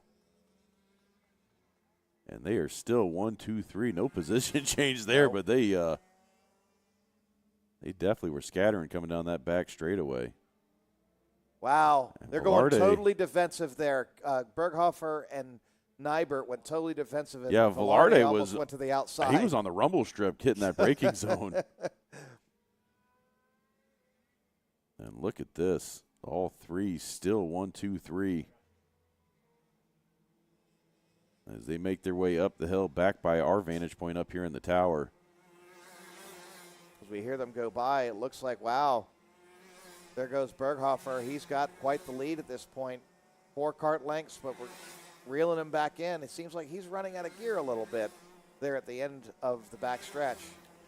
Well, when Velarde gives him the shove, Berghofer can't really get that far out ahead. No, so it's going to be if Berghofer just bobbles it the slightest little bit, I think that Oliver might be able to take advantage of him. I think Oliver's got a little bit taller of a gear here. Yeah, and, well, they're going to get the 2 to go this time by, so. Popsicle sticks are out, 2 to go. Not a lot of opportunities left in this contest. I expect to see him to maybe try it once this lap, but he's going to have to commit. And, he goes real wide there in the runoff. Trying to keep every bit of speed coming up that hill. Yep. That's what I'm always telling people when they're asking where to find speed out here in the rental carts. Oliver Nybert, is he going to make a dive bomb? That's a negative. Just doesn't quite have the speed, doesn't quite have the closeness to do that. Callan Berghofer is pulling away just a little bit. Let's see if Oliver challenges him. He's looking again. Turn 16. He keeps turning that head. Yep. Oh, and here he's going to challenge him in turn 16. They lean on late each breaks other. him. Callan's going to do a crossover. He late braked it, but he bobbled it too much. Callan Berghofer is going to make first place. Well, we got 1 to go. Oh, sorry. Yeah, we were. Yeah, I know. I thought. Why did I think there was 1 to go? Okay, that was a close one with Callan. He definitely lost some time with that move. He did, but look how Callan is pulling ahead. And unfortunately, that was one of those, I'm just going to go full send, and he overdrove it and went way to the outside. I mean, that looked like a last lap attempt. Yep, and it's going to be a last lap attempt here because he's coming back and up look on at that, top of Velarde giving him the shove. Yep. He's going to have one more opportunity at this. But he kind of revealed his cards, so let's see how Berghofer plays have to drive really defensively here against Nybert. Because he knows what he's going to do. Look, he's already back on him coming through 14. Sure is. He's going to hold, and then he's going to flick it and go. Yeah, Berghofer just closed that inside lane. He sure did. They're very defensively. And that is how they're going to finish. Callan Berghofer, first place, crosses the stripe. So you weren't wrong. But, man, that was analysis, that's all. Still a good race and a great finish.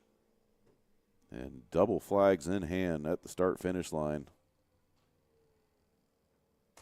And our own Lincoln Massey there, he moved from 8th to 7th there in KA100 Junior. Now, this is his first season in KA, right? Well, not his first season. It's like his third race. Oh, so Yeah. he just moved up. Yeah, he just moved up. Man, I missed so much last month not being here. You did. Well, I was up at the World Figure 8 Finals, so that is I know. non-negotiable weekend for me, because that is the annual boys trip with me and my dad. And but I feel like I missed so much. You're right. And so we have K100 Senior is needed to be on grid, getting ready to go out. Looks like 9 carts in that grid coming up, so that should be another good battle. And I believe after that we've got what are we missing? We've got shifters and I think LO seniors. LO Senior. Is that what you're seeing on the schedule Yep. there? Yep. So we just finished KA Junior. Yep. So KA 3 more Senior. races to go. Man, this always goes by quick. It does when you just do the finals. Yeah, well. And the racing is definitely exciting. Well, and we did have delays earlier. That's why we're running 10-lap finals, folks. We had a lot of delays. We had 2 red flags earlier in the day, and that always leads to issues. We kept our full-length lunch. Changing the schedule as far as laps is a lot less problematic than changing the schedule as far as time and compressing the lunch and things like that, because it's hard to get the word out, and then all of a sudden people start missing races. Yeah. So Well, it's also important too for all the course workers. I mean, they get here at 6 o'clock in the morning. Oh, so, yeah. You gotta maintain, because that's the easy way. Just let's take it out of lunch, and I'm guilty of that running some of the events we've done up front, and big shout out to them for sticking to it, making sure they got the full hour break.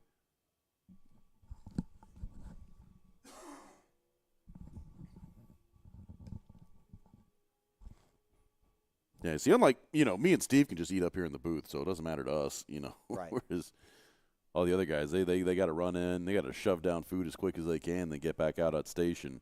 And there goes Lincoln Massey across the scales.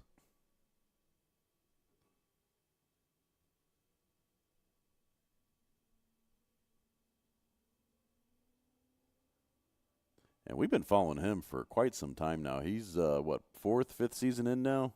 He's been at it just about, yeah. Yeah. Almost since we started doing the coverage here. It's been great watching some of these guys climb through the ranks and change classes. And yeah, it really is. It's funny because Nick Massey and I were talking, and Lincoln has put thousands of laps. Just so much time, and just like everybody, he was terrible at first, and then he just had some natural ability, and it came to him reasonably quickly, but he put the time in. Yeah. Just like Easton Bailey has. Really puts the time in. If Easton would have it, he would live up here. Oh, yeah. And that's really what it takes. I mean, well, I'm excited to see Lincoln once he makes that jump up to senior, because I think we got a couple more seasons until he's old enough well, you know what? I don't want to predict it, but I think he may be done with LO206. Oh, you think he's going to go to 2 strokes? I think he really enjoys the 2 strokes. Well, I mean, if you're going to take it anywhere outside of here, you kind of got to you got to leave the 4 strokes behind. Now, I will say, I'll give a shout out to him. Last weekend they were at the Grands, and he finished. I think it was 26 out of 60 carts. Oh, wow! So total mid pack. That's good. Which at the CK&A Grands, that's a big deal. They had 504 entries. Oh, I was seeing pictures of that. Yeah. Or I caught some of the coverage too. That was I don't know how they fit all those trailers and all those teams out there. It's tight. You have to fight over space. That's why when I got there last year, I was there on Monday.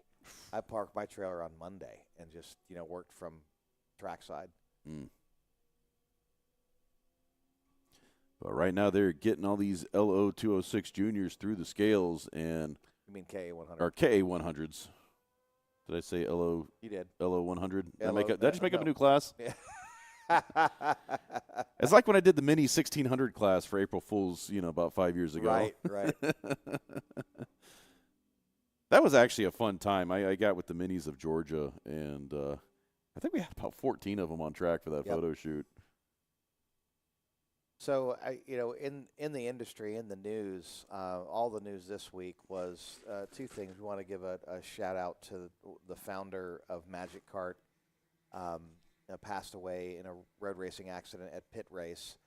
And at the same time, Pit Race has announced that they have sold, and that's one of the nicest facilities in the country. Really is great, very similar to AMP.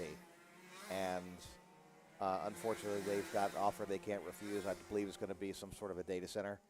Oh, because jeez. There's lots of water, natural gas, and a lot of resources. Oh, so they're not even keeping the track. No, they are not. Oh, man. And so the Stouts basically said, "We're done. This is our last season." And they had just put a whole bunch of money into a lot of improvements. And so obviously that worked out well for them. And that's the thing. I build data centers for a living. Well, I was going to say, my industry that I'm in, data centers are the new gold mine for us because we absolutely. sell compressors, and they produce a lot of heat. Yeah. Yeah. So here we are with KE100 Senior. We don't have a listing of drivers per se. We will get that at some point. I have got mystery driver up front, Ian Patterson, Vincent Capetillo. But we're not going to go through all of this right now because we are underway. Look at this, some two-wide action already. Bumping fenders coming over the crest of the hill here at turn 2. Everybody making it through pretty clean as they come back up the hill into turns 3 and 4 underneath our vantage point here up in the tower. And barreling back down the hill. And they're starting to get sorted out. I see Vincent Capetillo as your leader, Theodore Siminoff, Austin Thompson, Evan Strauser, Elijah Skaggs, Graham Jacobson, Ian Patterson, Harry Cunningham, and Juan Pablo Garcia. But we'll have to see as they cross the stripe the first time who the actual leader is. I've been led astray before by this one. So let's see as they make their way through turn 16. Vincent Capetillo.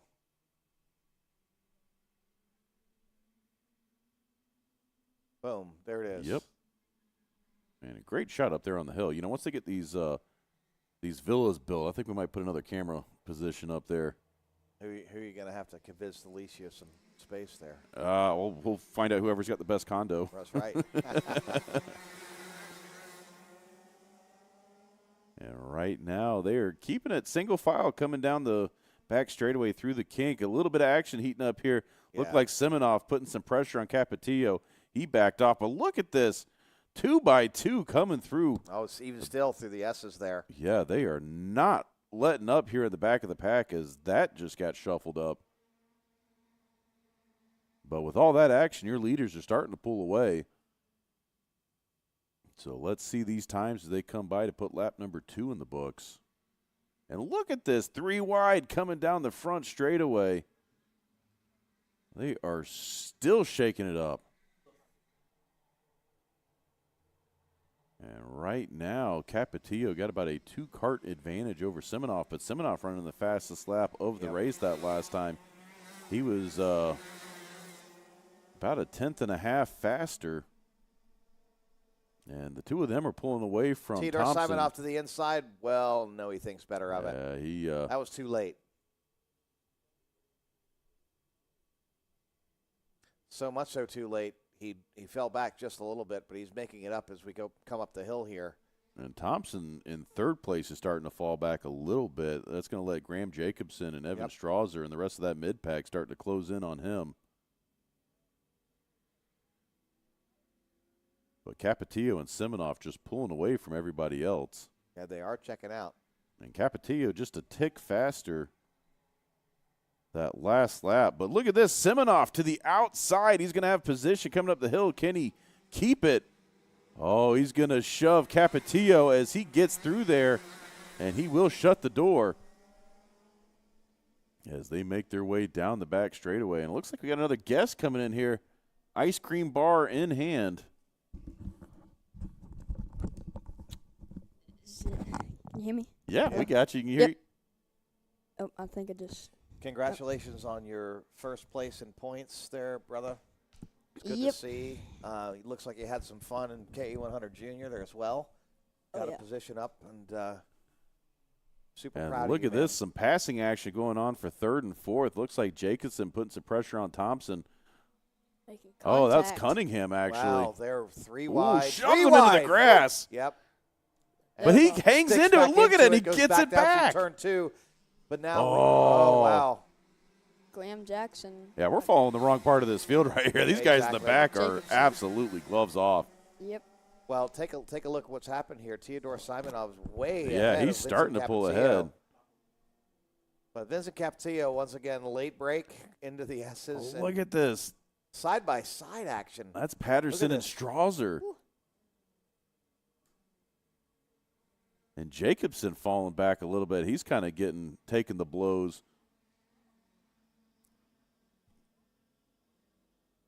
Well, these are who we should have been following. Look at this. Side-by-side again.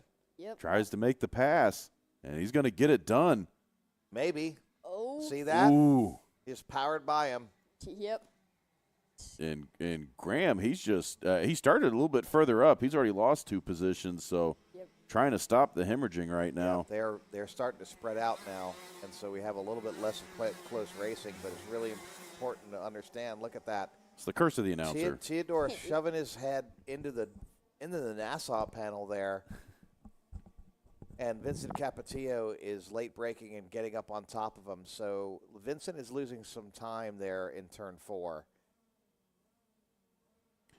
And he started strong, but yeah, as that cart settling in, I mean, he just ran his fastest lap of the race, 53.378. But that gap last time by was 0.369 seconds. Let's see if that gap It's closer increases. now. Yep, he just shaved off about 1/10 of a second, 0.282 now, that gap between first place Simonoff and second place Capetillo. It's still anyone's guess as to what happens with 4 laps left to go in this 10-lap race. And look at that, Skaggs all the way back in fourth running the quickest lap of the race. I'd say that, yep, all the way back and forth. If Elijah Skaggs and Well, he's going to be challenging Cunningham here Yep. for third. But if Skaggs is smart, he'll work with Cunningham because he's got the same pace as second and first. Yep. So if he's smart, he'll work with them, and they'll make their way up front. Well, I'm wondering if Simonoff has just been laying back a little bit to try and save some on the consumables. If that's just a strategy, once he got out in front, or if just Capetillo's really driving the wheels off of it. I'll tell you this. Theodore Simonov does not understand anything about strategy. He is a 100% send-it driver, and that's a compliment. That's not a criticism. And that's just the way he is. If he has an opportunity, he will take it. And obviously Makes it exciting for us up here in the booth. It definitely does. But, he and Capetillo are not going back and forth. I think Capetillo's laying back a little bit. I think Capetillo is going to make a pass for first position Well, they're in 2 laps. Yeah, time's running out here because they're going to get the sticks. Pull Lincoln Massey and wait until the end of the race here. Got to earn that ice cream bar. I know. Oh, yeah. I almost took it from him. No. Yeah, I've seen you eyeballing that. I totally did. I was like, I just grab a bite. You want to go buy one? No, I'm good. I'm good. And right now, your leader's coming through 16 and 17 down the front straightaway, getting the sticks, so 2 to go. And, wow, that lap before on lap 7, Elijah Skaggs dropped off another 4/10. Now 53-1, so he might catch up to first and second. We have 2 close battles happening right now, the battle for first and second, the battle for third and fourth. You can see both of those on your screen right now. But look at Vincent Capetillo. Oh, he's right on top of he's within striking distance here of Theodore Simonov. Let's see if he tries it. He runs a little bit to the inside here. He's going to wait till the last lap. I'm telling you, last lap, probably the last couple of turns. Vincent I think is he gonna go for was feeling that card out coming through the S's there. You could see him sliding a little bit. Yep. Yep, as these laps wane on, the tires get, heated up, and they Super might greasy. get a little. Yep, absolutely, really, really greasy. And your your third and fourth looks like they might be catching up a little bit to the leaders. Yeah, they're not going to catch him, though. We're talking this is the last lap. White flag is out. Let's see if Vincent Capetillo has something. He's leaving for a little bit Theodore of. Simonov. He's leaving himself some room to work here. Let's see if he's gonna get the run coming down the back straightaway. Putting that head slightly down. out of the draft. He might Not going to get it there, but he's going to do a late break and try and catch up to Theodore coming out of the S's here, which has been working for him in the past. Is he going to be able to get close enough to him where he can do an over-under and try and get by him going into David's Bend? That's not going to work as well. It He's looks only like got- Theodore is starting to pull away here. Doesn't look like he quite has it. Well, one opportunity left. Theodore getting a little bit of squirrely there, hitting that braking zone, but he's going to be able to hang in there and It's drive Theodore it. Semenov. He drives it to the line and gets the win. Wow, what a waste. And then Cunningham able to hang on, fending off Skaggs there. He's going to be your third member of the podium.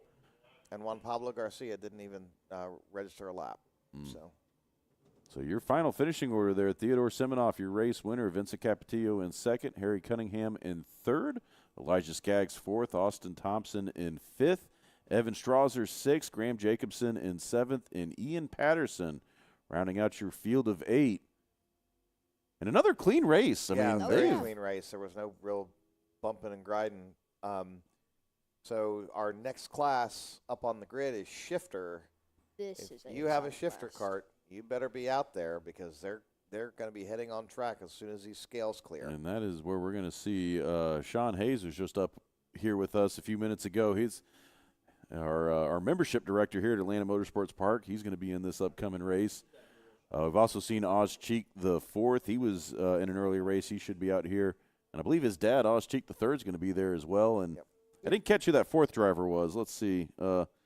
Looks like, we got Jake Fetter and Eugene Panenko out here. So it's going to be a 5-cart grid. That's very large for this class. Well, we've seen this fluctuate anywhere from, 3 drivers Yep. to, I think a couple seasons ago we had about 10. 27 of them in that one race. Really? Yeah. Oh my goodness. That was, how was it? They That was set the, when Martin Kramers. yeah, was here. Kramers was out here, and they, remember, he set There the was track some- record. And There then was some sort of an event going on nearby that they were going to or they were traveling to in Florida, and I think that's why the whole stopped group here. came. Yeah. I still to this day have not seen a race like that here. That was, yeah. that Well, whole race the guy was that wild. was keeping up with it was Zach Frank. Yeah. Or Zach Frank was keeping up with him. Well, they also put the prize money up for that as Yes, well. that's right, $500.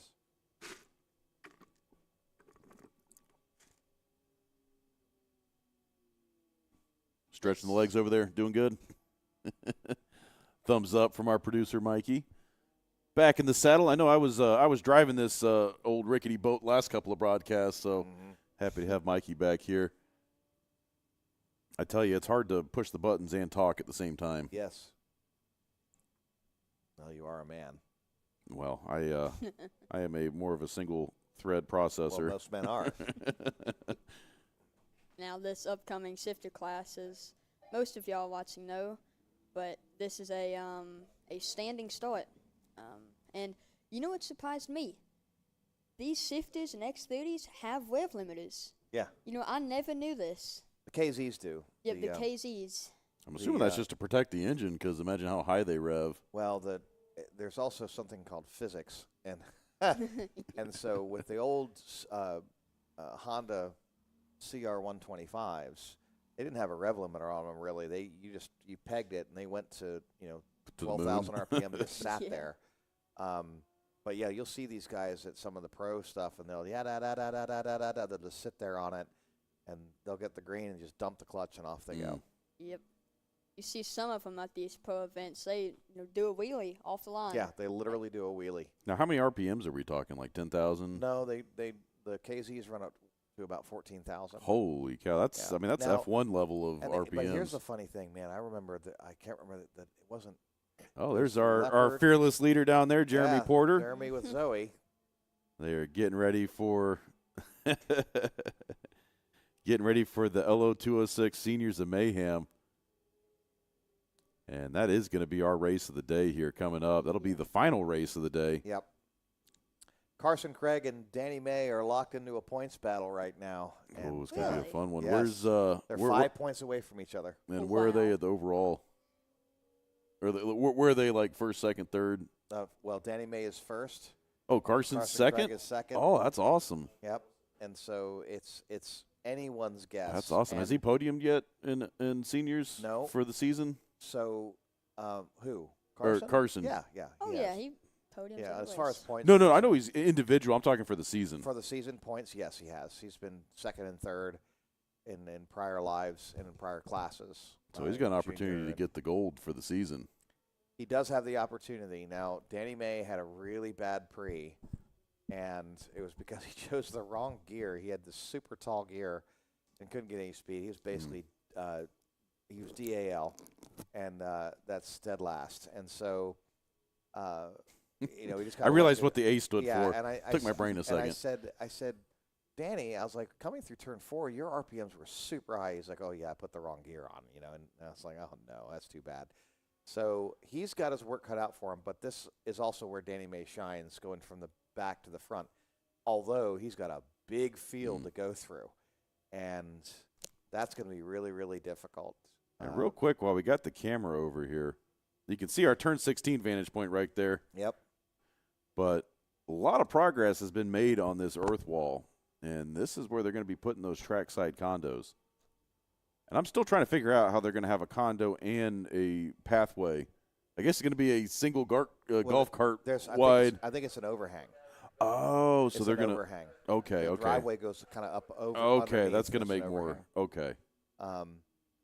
And it's the only way to get it in this small of a space is through cantilever, right? And so that's a nice piece of engineering. It's not like these condos over here. They're going. That's really going to shift the skyline here. Oh, it really will. And it's going to be interesting. I mean, when they put the original round of condos up, that changed the look, and then the water tower, the lights, and then I guess they're going to put the big houses back here at the back of turn 9. And great shot here. You can really see the progress that's been made. Absolutely. And this would be a awesome, like, if you're on race day and you have one of these condos or villas, it'd be really cool just to sit on your front porch of your villa and just watch the karts race. That'd be a great vantage point. I want to know where they trucked in all the dirt. I guess they just scrape it off the hill and just level it out? No, I think they have been getting it from different places within the property. But I remember when we talked about expanding the parking lot, the lower parking lot, and they were going to try to take the dirt from the roundabout there at 183 and 53.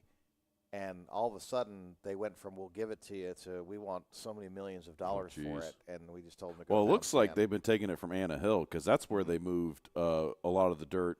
For originally, right? Yes, and I know and I don't know how far off they are with the planning. I mean, back when I was still privy to some of this information, there is a phase of condos that is going to be set to get built there in the middle.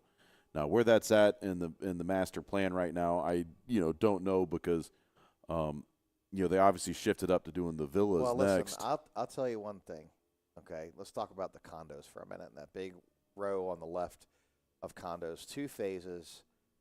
That stuff started selling and broke ground during COVID. Yeah. Right? And say what you want to say about Jeremy Porter, right? All good things. That guy can sell. Oh, yeah. Because he sold, $4.5 million worth of condos in 3 weeks? Yeah. Right? Now, obviously, he has a team as well. That guy can sell. Yeah, I mean, he can sell ice to an Eskimo. Oh, my Lord. I got to tell you, it's amazing how. Well, and that's a lot of the success of this property in general goes down to him and his ability to find the members and the people to come out and made this community what it is. So real quick, way out there in the background is Oglethorpe Mountain. Oglethorpe University is named after, and that's a significant landmark. There. If you're at Gibbs Gardens, you have a good view of Oglethorpe Mountain as well. Gibbs Gardens is fairly close to here. Our shifters are out on track right now, and we are getting ready to do our standing start, which is a lot of fun with the drone hovering over them. And so they've been really working hard to get those tires scrubbed in because it is overcast today. It's about 68 to 72 degrees. It was 74 when the sun was out, and the weather has drastically changed. Rolling with the windows down here. Oh, It has been fantastic weather. Yep. And rolling in my 5.0. Got my 5.4 actually. You're not looking forward to doing the spark plugs on that thing. No. Now, I've seen in practice of today, almost every single one of these guys stopped on the checkered flag lap to do a practice start. Yep. And I thought that was really, really smart on their part. Now, did Eugene miss? Did he just hop in here at the end, or Is that Eugene or is that's that what? somebody Or else? is that Feder? think I'm that's showing Jake. Feder Jake Feder. because they got Eugene on the stat sheet here, but I only see one purple outfit, and that's got to be Feder. Well, that's Kart Freedom there. Well, no, it's number 7. That's Eugene's number, so we'll find out. All right, about to hit the start. Green flag, and we're off. And look at that. Wow. Feder just getting the whole shot there. Almost gained 2 positions. And there's membership director Sean Hayes there rounding out the field. He's in that white shirt, red cart in the back. But look at this. Oz the third and Oz the fourth, both just shooting out. I believe they are first and third right now. I got to see who's the meat in the sandwich once they come by. I like looks that. like- Meat in the sandwich. I got to remember that one. Looks I'm like just hungry right now. looks like Oz, as I call him, Oz Junior, in second, and Oz Senior in Third and fourth. third. And these guys staying pretty tight together right now. Not what we're used to seeing with shifters. And let's see as they come past the stripe. Looks like Jake Feder is going to be your race leader. Oz the third Jake Feder there in in his second, comp cart. and Oz the fourth in third. And then I'm showing Eugene Panenko in fourth, so that's definitely Eugene. That's definitely Eugene. So Feder must have changed up his outfit because wasn't he purple for the most part? He's not purple. No, he's actually been that light green. Oh, Comp well. cart colors. He's running a comp cart. Ah. Yep.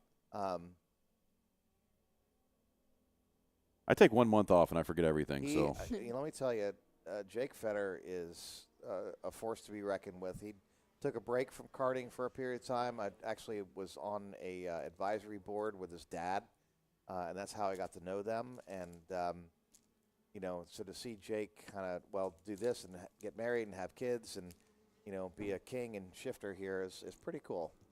well, he's always been fairly dominant. Anytime we see him out here, giving the Cheeks a run for their money right I'm now. going to tell you this right now. Oz the fourth there. And it looks like we got. Looks like Eugene just pulled off track. Yeah, he might be having an issue. And Sean is there. Sean, it doesn't look like his changes worked very well. Well, he told me, pre-race, he's running the fastest he's ever run in that cart, but you got 3 pro drivers ahead of you, and they'd still make you look slow. And I'll tell you, just being on track in this class is its own battle. Absolutely. I mean, these carts absolutely punish you, and you've got to be in pretty peak physical conditioning to be able to ring one of these things. 3 to 3.5 lateral Gs on these carts. They accelerate hard. They brake really hard. These are the only carts in the series that have front brakes with proportioning valves and balancing valves and lots of technology. They are about the 4th most expensive cart you could buy, short of a super cart or a laydown, and because those things are really silly. They're more like a car than they are a cart anyway, but they call them carts. So those are the guys that get up at Daytona and do buck those 60, are buck crazy. 70. 75, Yeah. That's what I'm hoping to do this year in KA100. I can't even remember what it's called. I think it's called the Gold Cup. yeah. And we're going to do that. So you're going to do road? Yep. Oh, Dude, it's going to be. that's going to be fun on the high banking. I know you've always wanted to be on the high banking. Oh, You've always, yeah. we've always gone together. Lincoln and I have gone to Daytona twice now. Yep. Actually, 3 times. We went to CKNA and Yep. 2 Daytona WKAs. And he's always been a sprint guy. To see him out in the road course. Now, the road course at Daytona, they do it on the 24 Hours of Daytona course. Ooh. And then you have the dirt on the outside. That's more fun and entertainment for the evening after you eat dinner. Oh, yeah. That's where everybody starts. Go flying watch all the. I was fists. gonna say You watch get all to the watch- fights. Yeah, Oh, you yeah. get to watch 2 events whenever you go to that one. Oh yeah, exactly. So racing and then a fight afterwards. Yep. And it's just kind of there. Oh, the Ooh. Cheeks are going after each other. At Ooh, this and I point. think they might have. Oz and Oz They are might have going after touched. each other. They did touch. Oh wow. So I don't know. It looks like I didn't lose a ton of time with senior and that. junior. Junior tried to Yep. stick it to senior, and senior said, "No way." Yep, if they crash, that's not going to be a That will be a good ride yep, home. nope, that's that for is sure. not going to be a happy ride home. Well, that one incident, look what that did with Jake Fetter. Jake Fetter now has a 20 cart lead on. And yeah, he's On starting the to pull cheeks. away. These guys are going to have to work together, but these laps go quick. Yeah, that's. I think at this point we're 5 laps there, and why it's going quick because they're the fastest. They're doing 84 miles an hour at the end of that stretch. So they set the lowest lap times, fastest out here, and but things can change in a split second. So Yeah, I mean, right now it's a 3-cart battle. They're about 3 seconds off of the tags, and all the 4-strokes are running 59 minute one lap time. So a solid 12, 13 seconds quicker than them. Yep. And you can see the speed as they're coming through the turns here, and you can see them hopping too. Yeah. Yeah, that's them coming off of turn 4. They're getting air. They get air. They get air just out a of little 1 bit. into Yep. 2, and then they get air coming over turn 4. And you hear that little air, you like that, and off Yeah. they go. It's just Yeah, Jake is just checking out here. He's not on the Sunday drive, but he does not have to really push it hard. We are coming up to lap 7. He's just got to get 3 more clean laps in. This is his race to lose right now. Mm-hmm. it looks like Osprey. But look at that. Oz running his fastest lap. Yep. Still about 6/100 slower than Jake Fetter's last lap. Field is really, really spread out at this point. It's at this point a race to finish. Really, yeah, exactly. Yep. You are where you are, and unless something goes really wrong with Oz Sr., Yep. Oz Jr. is going to do some late braking. He goes sliding sideways into the corner there, and he loses some time doing that. So let's see how far Dad pulls away from his son. They are sliding all over the place. Trying to They know pick time's up some running time. out. Yep, and that's the deal with the 2-strokes. Most of the 2 to go. Not the Oh, look at meatballs. that. Oz Cheek, the third. He's running quicker than Jake Fetter that last lap. He did, and you can see he's starting to catch him. So let's see, is he really going to turn on the afterburner and get it? See how things can change just in 2 laps here. He might get into the Oh, 44s. look at him, yeah. That would be a very fast lap. And he's trying right now. He's doing everything he can. You can see that gap shortening. Sure is. Last time at the line, it was 0.8 seconds, so he's got to do a little bit more work than that to close it entirely, but we're going to see here. They should get the 1 to go.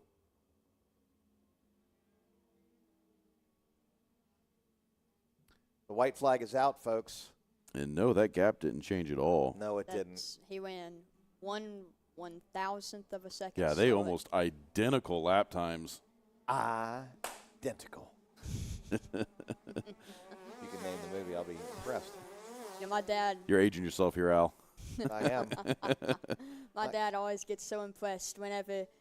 So we used to race dirt track, and we raced with one of my dad's friends. His name was Brady, and he could every single lap he could run the exact same time every single lap the whole entire race. And he just said, if you can't do that, then you're gonna be slow.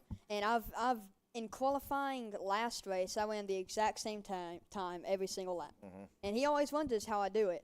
And that's what it looks like is happening in this class. Everybody's running almost identical times. And as Jake Fetter crosses the line with the checkered flags, Oz Cheek the third, Oz Cheek the fourth, Sean Hayes. I don't see Sean Hayes. Hey there, guys. There he goes. Hello. He takes his 10th and final lap. So that's your 4 remaining drivers on track.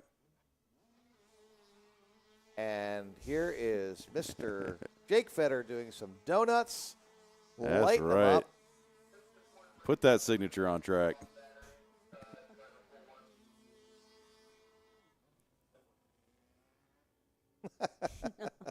I have never That seen is that what before. That we is like really to cool. see here. Yep. So in RC car racing, we have a breakout class. Right. Really? And it's just no rules, but you can't run any faster than, we do 8-second laps. So if you run a 7-9 lap, doesn't count. And I'd be interested to see if they can do something like that here. That would Have be. breakout classes where that's what me and my dad have been talking about with LO. Just cut the locks. You can only go, like, you can't Yeah, go you set a past- minimum lap time, Yep. and that's it. Well, you can't go past 30 horsepower. And then you get out there, and whoever's engine, has, the best specs, but isn't over 30 horsepower, Yeah. wins.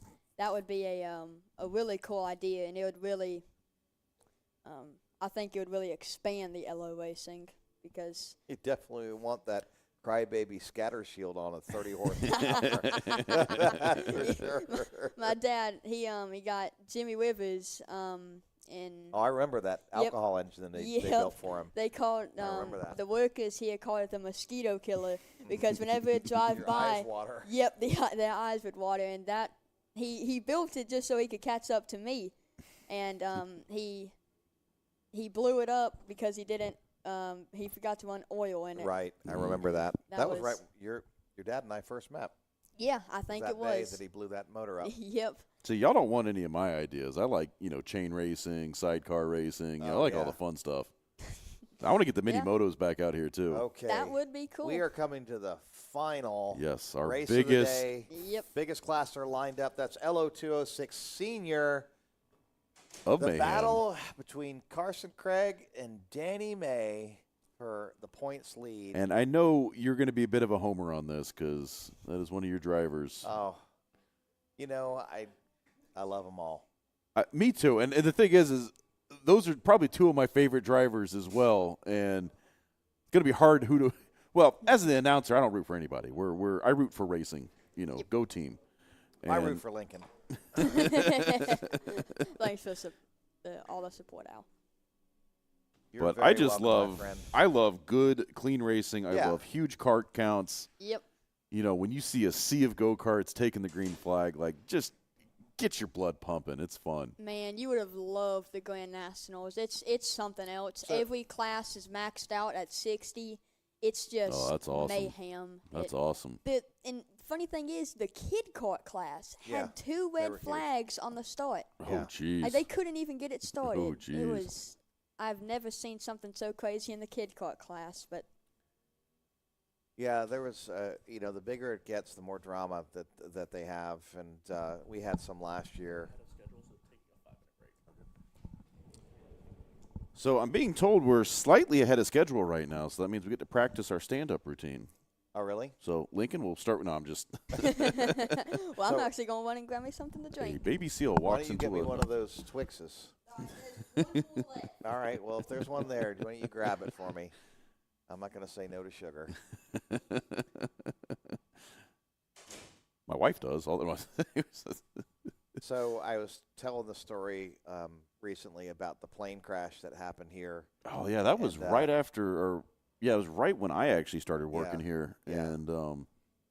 And how it changed the asphalt there because it dumped a It bunch did, of fuel. about 90 gallons of 100 low lead ran down the hill there, and the guy was really lucky. And what was really funny is, so I was there, and when we pulled him out of the plane, he started to come to, and Because he was trying to make it Elliott Field and just ran out of steam, no, right? he never saw Elliott Field. Oh. Never saw Elliott Field.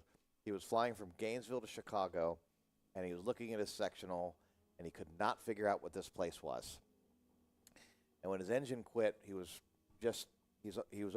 over here to the west, right near Elliott Field, basically right over it. And look down. That's the number one thing in aviation. If your engine quits, look straight down. You might have just passed an airport. You're always trying to look ahead someplace to go. But that happens sometimes. Well, he was so fixated on this, and we were standing there right before kart school. It was 8 o'clock in the morning, and he went and turned crosswind, base leg, final, and unfortunately there was someone blocking the track at turn 16. And so he just banked to the right a little bit, went across, and we used to have a tire wall that went all the way down to coming out of the S's, and he hit that, and that completely arrested the plane.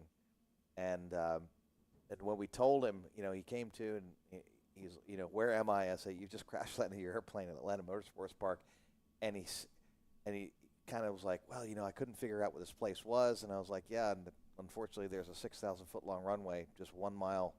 Right over here. And unfortunately, the guy was uninsured, too. Oh, jeez. Really nice airplane. It was Cherokee 6, like a 1982 Cherokee 6. And our seniors are out on the track now. Here we go. Didn't have it. Oh, Lincoln failed in his mission. Did you? Oh, thank you. You got me an ice cream sandwich, a giant vanilla one. Yep. I'm good with that. Those are the best. I'm going to try Yeah, another but you salt are in my anything mouthful. but vanilla, Al. That's why we love having you up here in the booth. Well, I got to tell you, I'm going to give a shout out to Will Cantor. Will Cantor is having one of the best races of his career. 5th place in this field this large, this late in the season. He's doing quite well here. And here you get a good shot of the grid here. We are seeing 24 carts on the score screen right now. Mm-hmm. So our largest and oftentimes rowdiest field. Goodness, yep. I am very excited for next year because this is the class I'm moving up to. Ooh. So. We were talking about that while we were off air. Or no, we were on air, but you weren't on air with us. So that's awesome, man. So you're gonna stay in LO206? Yep, I'm gonna stay in. Well, I'm gonna do kind of off and on as if I can. If I'm either gonna do 2-stroke only for a race day or just LO only for a race day because Man, you're gonna have to put about 100 pounds of lead though to make weight for that. Well, funny thing is, me and Juan Pablo had a great run on the main track, and it was me, him, and Jaden Fowler, and that was. We're going to go green, green, green. Here we are, LO206 Senior final race of the year. We are underway. Here we are, 2x2 through turn 1, a little 3-wide action. As they go diving down the hill, everybody keeping it clean so far. Still 3-wide all the way in the runoff there. Something's got to give, and right now everybody keeping it clean. Some more people going off there just under our vantage point, running real wide on that runoff. And there's the kink. Got to get it single file, and they do. And here's some action for third right now, some side-by-side as they come barreling down into turn 9. Not able to make the move. And we got one driver around, 2 drivers. I think he just kind of bailed on it because I didn't catch who that driver was. That was backwards. That looks like Graham Jacobson. Yeah, that pink helmet. Carson Craig just got shoved from 1st to 3rd. Really? Yep. That is a tough break for him on the opening lap. Yep. He's crossing back over. Carson Craig still in 3rd position. And let's see as we get some scoring data here. Anthony Nunez is your leader. Luke Yarborough in 2nd. Carson Craig back to 3rd. Carson Craig going down deep to the inside of turn 2. He takes that 2nd position. And let's for a second talk about Zoe Porter here in the top 10. She's been working hard all season to improve her times, and glad to see her running up here in the top half of this field right now. Yep. I'm really surprised she's not farther up. She's doing really, I was awesome, talking to her dad yesterday, and he said he was making some changes to that chassis. Yep. And she was pretty happy with it in practice. So. Oh yeah, I remember last race she qualified second, but she was so mad because she was just 1 pound underweight. And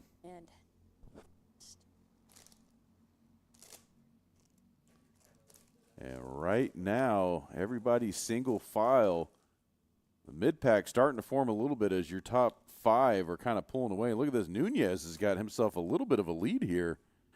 They'll expect to see this pack of 4 just behind him start to pull that gap in. You normally don't see leads like that in the LOs. No. Oh. Now we need to look for that silver helmet of Danny May coming up through. Now that's what we got to watch because it's the points battle for 1st and 2nd overall for the season is between right now 3rd place Carson Craig and I don't even see Danny May. Let's see how far back he is. Yeah, he's all the way in 15th right now. Right. Oh.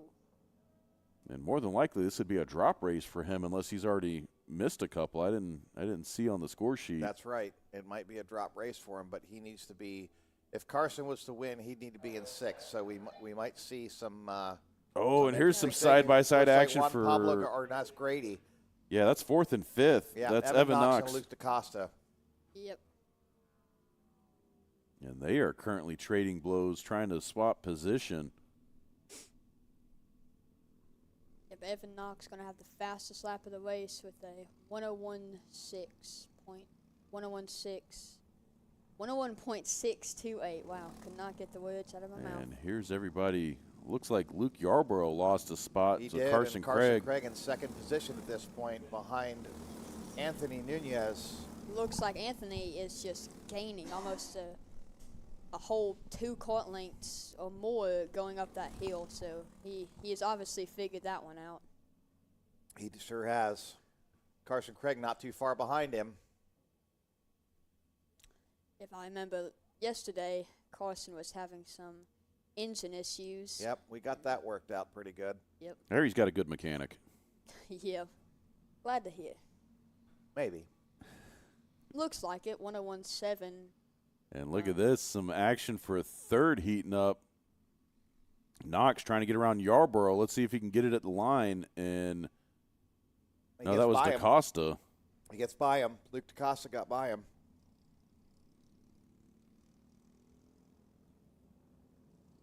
And that's going to let first and second kind of pull away as they make their way up the hill. Yep, I think this is just going to be a Carson and Anthony. So I think But we that need to this try will and go look away. further back and see where Danny May is. Danny Mays, well, we're 4 laps in, and he's not in the top 10 yet. I don't know where he is, but if he was 15th, let's see. If Oh, he he gets might be into the top having 10. trouble. He's dropped down to 20th. Okay. Oh, that's So he might be having some. really some- terrible for Danny May. We talked about that earlier. And also to mention while we're talking about people running in the back, Banu Yedla, he had a tough break, got DQ'd. Or I think he said he got punted actually during the pre-finals. So he had to start dead last, and he's already climbed up to 15th position. He's somebody we're used to seeing running in the top 10. Yep. So Well, Banu's been out for a good part of the season because he broke his wrist. yeah, oh yeah, he had Back. that wreck earlier this Right. year. And so he's been out. This is his first race back.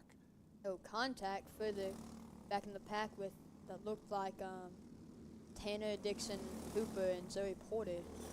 Oh, no. Okay. Yeah, it looked Well, like it's- Well, it looks like right here, Yep, it looks like Luke it's DaCosta is shoving Carson Craig. If they work together, they'll be able to get that pack back up to Anthony Nunez. yep. But you see, through the S's here, they really have a good advantage here. Now it's 1, 2, 3, 4 carts in a train. Really 3. Maybe the 4th will get back up there. The 4th of Luke Yarborough. Now or is that Danny in the back? I think that's Danny That's about Danny to get right lapped. there. Danny. That's Danny. He has oh, to be he is having having a bad day. Yep, That's he- terrible. He has to be having engine issues. He is, for him to be that far back, that is Yeah. just really not good. I mean, it Oh, almost he's about looks to like get the he's blue gonna flag. Get lapped. Yeah. We'll see if they give him the flag coming up the hill. Yeah, because if he gets lapped, they're going to black flag him. That's Carson Craig looking behind him for Luke DaCosta. Let's work together. Yep. They work together. Both Carson and Luke are about what looks to be 4/10 faster than Anthony Nunez on time wise, but time doesn't really mean It's like catching's one thing, passing is Is another. And, we Absolutely. had that with Danny May a couple of years ago between him and me, and we went side by side through the entire S's. And boy, Oh, they gotta there show you. goes Carson. Craig on the inside. He's For a looking. Pass through David's Bend. Here he goes. Is he going to make it? They're almost 3 wide there. Carson Craig And makes he it does. through back in the first place. he's going to He get it on does. the outside. Wow. DaCosta gave him the shove and the extra speed he needed to make that pass. And here Yep. goes They DaCosta. go- oh my goodness. DaCosta going around. Is he going to be able to hold it off? Oh, Going through turn 2. He's not going to be Nunez able to hold is him off. not Nunez, yielding. He brings it back down. They are catching up to Danny May. Is Danny May going to get the black flag if he gets lapped? And here we go. Nunez once again challenging to Carson Craig, giving him a little shove there through there. He's trying to get up underneath this bumper to unsettle his cart. Carson Craig has to keep And his you head. could throw a blanket over these top 3 right now. This And don't is- count out Yarborough. He's coming in No, too. he is. He's He's coming coming in in too hot. because they were mixing it up. Yep. And I've noticed every practice that I've Whoa, a little Ooh. sideways there. There might have been some contact Yeah, between there was. second and third. Yep. Carson going for the Defensive inside line for a second there, moves Yep. back out, and it's a freight train of carts here. Nunez might do a Anthony? late braking maneuver. Carson Craig, Oh, little bit of contact. Ooh. Carson Craig now going back to 4th Ooh. position. Oh, He lost 3 spots with that, got hung out to dry. And now 2 laps to go. How is Carson going to respond? Well, let's take a look here. Carson can Not catching respond up. for sure.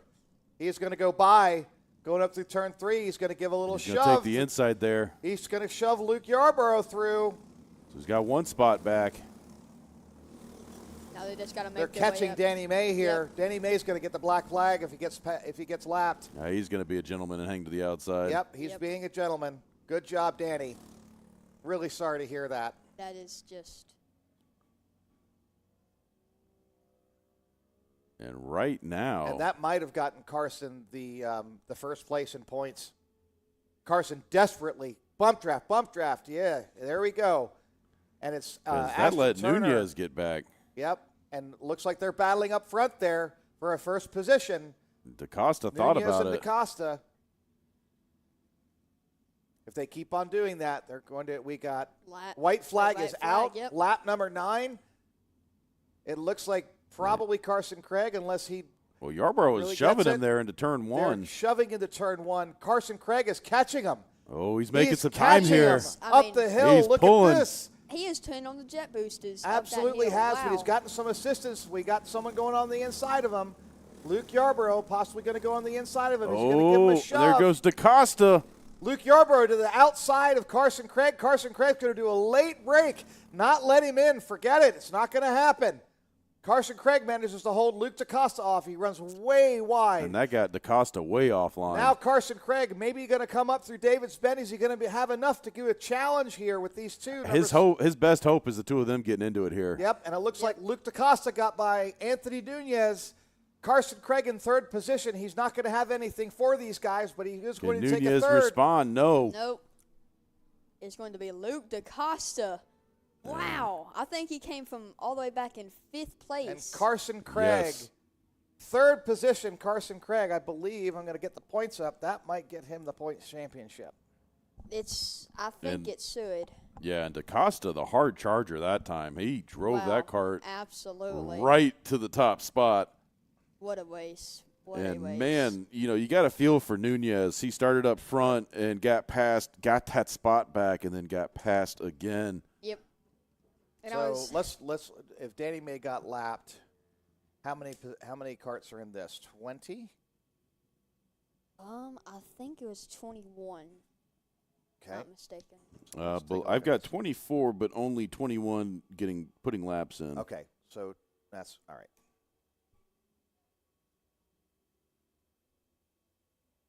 And look at that line of carts. So many. That is just, and especially for Graham Jacobson, he was mid-pack and he was absolutely catching up to those Where front did runners. Graham Jacobson go across? I've got him scored. He's an 18th. Yeah, he spun. And a big shout out to Zoe Porter, finishing 7th here. Oh, that's awesome. Absolutely. Yeah. Great so, job yeah. for her. Where did he finish? 7th? That was Zoe was 7th. Zoe was Graham 7th, Graham was 18th.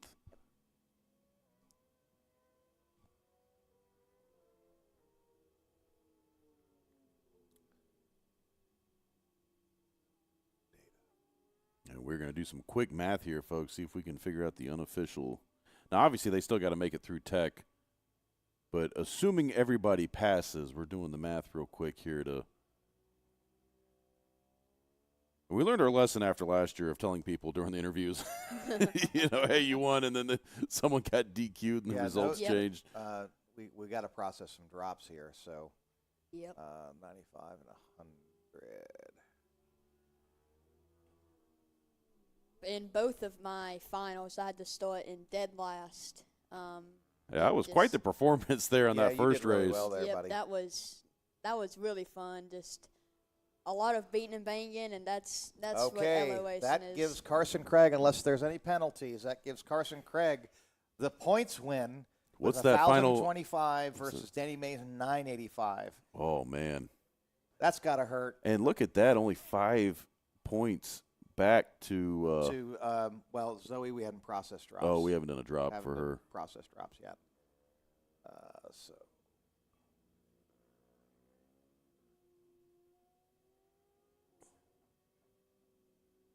Well, if I was her dad, I'd maybe give a raise to Tech. Toss him a 20.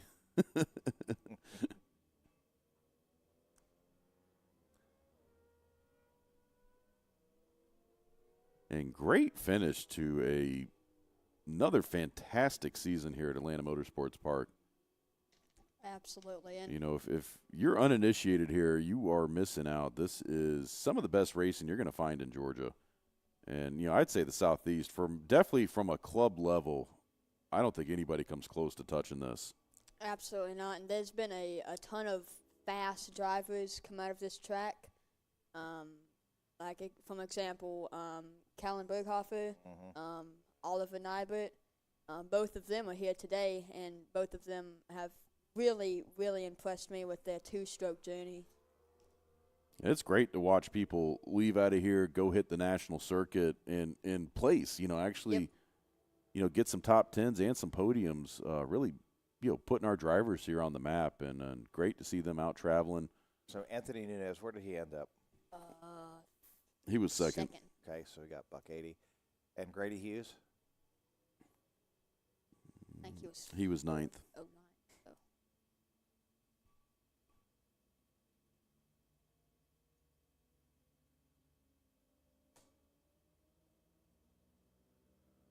Yeah, a little insight into how the sausage is made here.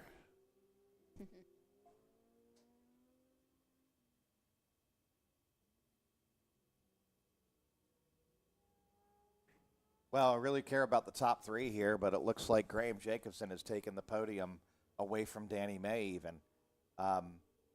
So he's going to be... Where did Graham end up? 18th. 18th. Yeah, 100 points. So, yeah, it looks like tentatively it's Carson Craig, first place, Danny May, second place, Graham Jacobson, third, Grady Hughes, fourth, Anthony Nunez, fifth. And the reason why Anthony has had is because Anthony's missed a lot of races this year. Yep. So this is the whole thing. If you show up, you can be literally a fifth-place driver and still win the championship. I mean, him and Lincoln and John Mark Nunnally were tied last race. Yep. And John Mark Nunnally is consistently fifth position. Now, he had a really good race. Oh, yeah. And what, second in your race or third? I think he was third. Yeah. I mean, he had fourth, a really good race. Really good and race, so, yep. And I've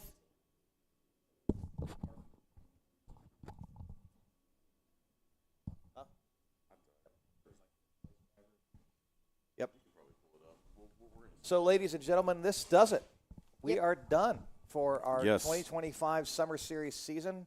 I wanted to give a shout-out to the staff here at Atlanta Motorsports Park, specifically our general manager, that would be Eli. He's done an awesome job this year. Our broadcast staff, Cole in being a race director and tech director, Cade and all of our guys, really appreciate all of the good sportsmanship and good officiating this year. It's been an awesome year for everybody. It's been real tight points races. Even though it's been a little bit smaller this year, I think it's been a lot more exciting. So I am super, super stoked. Looking forward to 2026. And hopefully we'll get a schedule published at some point. Eli's going, oh, my God, really? Yeah. He's like, Al, you would bring that up right now. bring that up. Get your requests in to Eli at ampkartracing.com. Again, everybody please have a wonderful and safe holiday going into our holiday season. We look forward to our LO206 Enduro in November. If you look up AMP Kart Racing online, and we have a 4-hour Enduro that we're going to be doing. And that's going to be a lot of fun. We've got a team being formed out of the Wilbite stables, and Carson's, of course, involved in that one. So, we might get this little jackwagon over here to my left. Oh, you got to. Yeah. Please. I want to do one of them Enduro races. So, again, thank you so much for watching. We bid you guys adieu. We're going to have our podium ceremonies coming up in the next half hour. Probably less than that. Once they get the results to me, we'll start calling minutes. All right.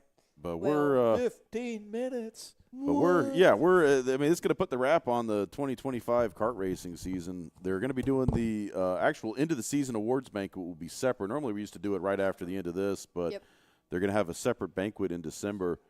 But I don't think that's going to be it for racing this season. I mean, that's it for the season, but I believe they're going to have another Karts on Main Track event before the end of the year. And we're also going to be doing some Legends and Bandolero racing up front. So far from finished with the racing here, but it is going to be a wrap for our 2025 Karting Championship Series. So good job, Al. Good job to the team, Yep. everybody out here that has made this what it was this season. So looking forward to a strong, another good season in 2026. And always hard to Yep. close these things out, It is. especially at the end but of the year. But we appreciate each and every one of you guys for tuning in. And that's going to do it for us. So long, everybody.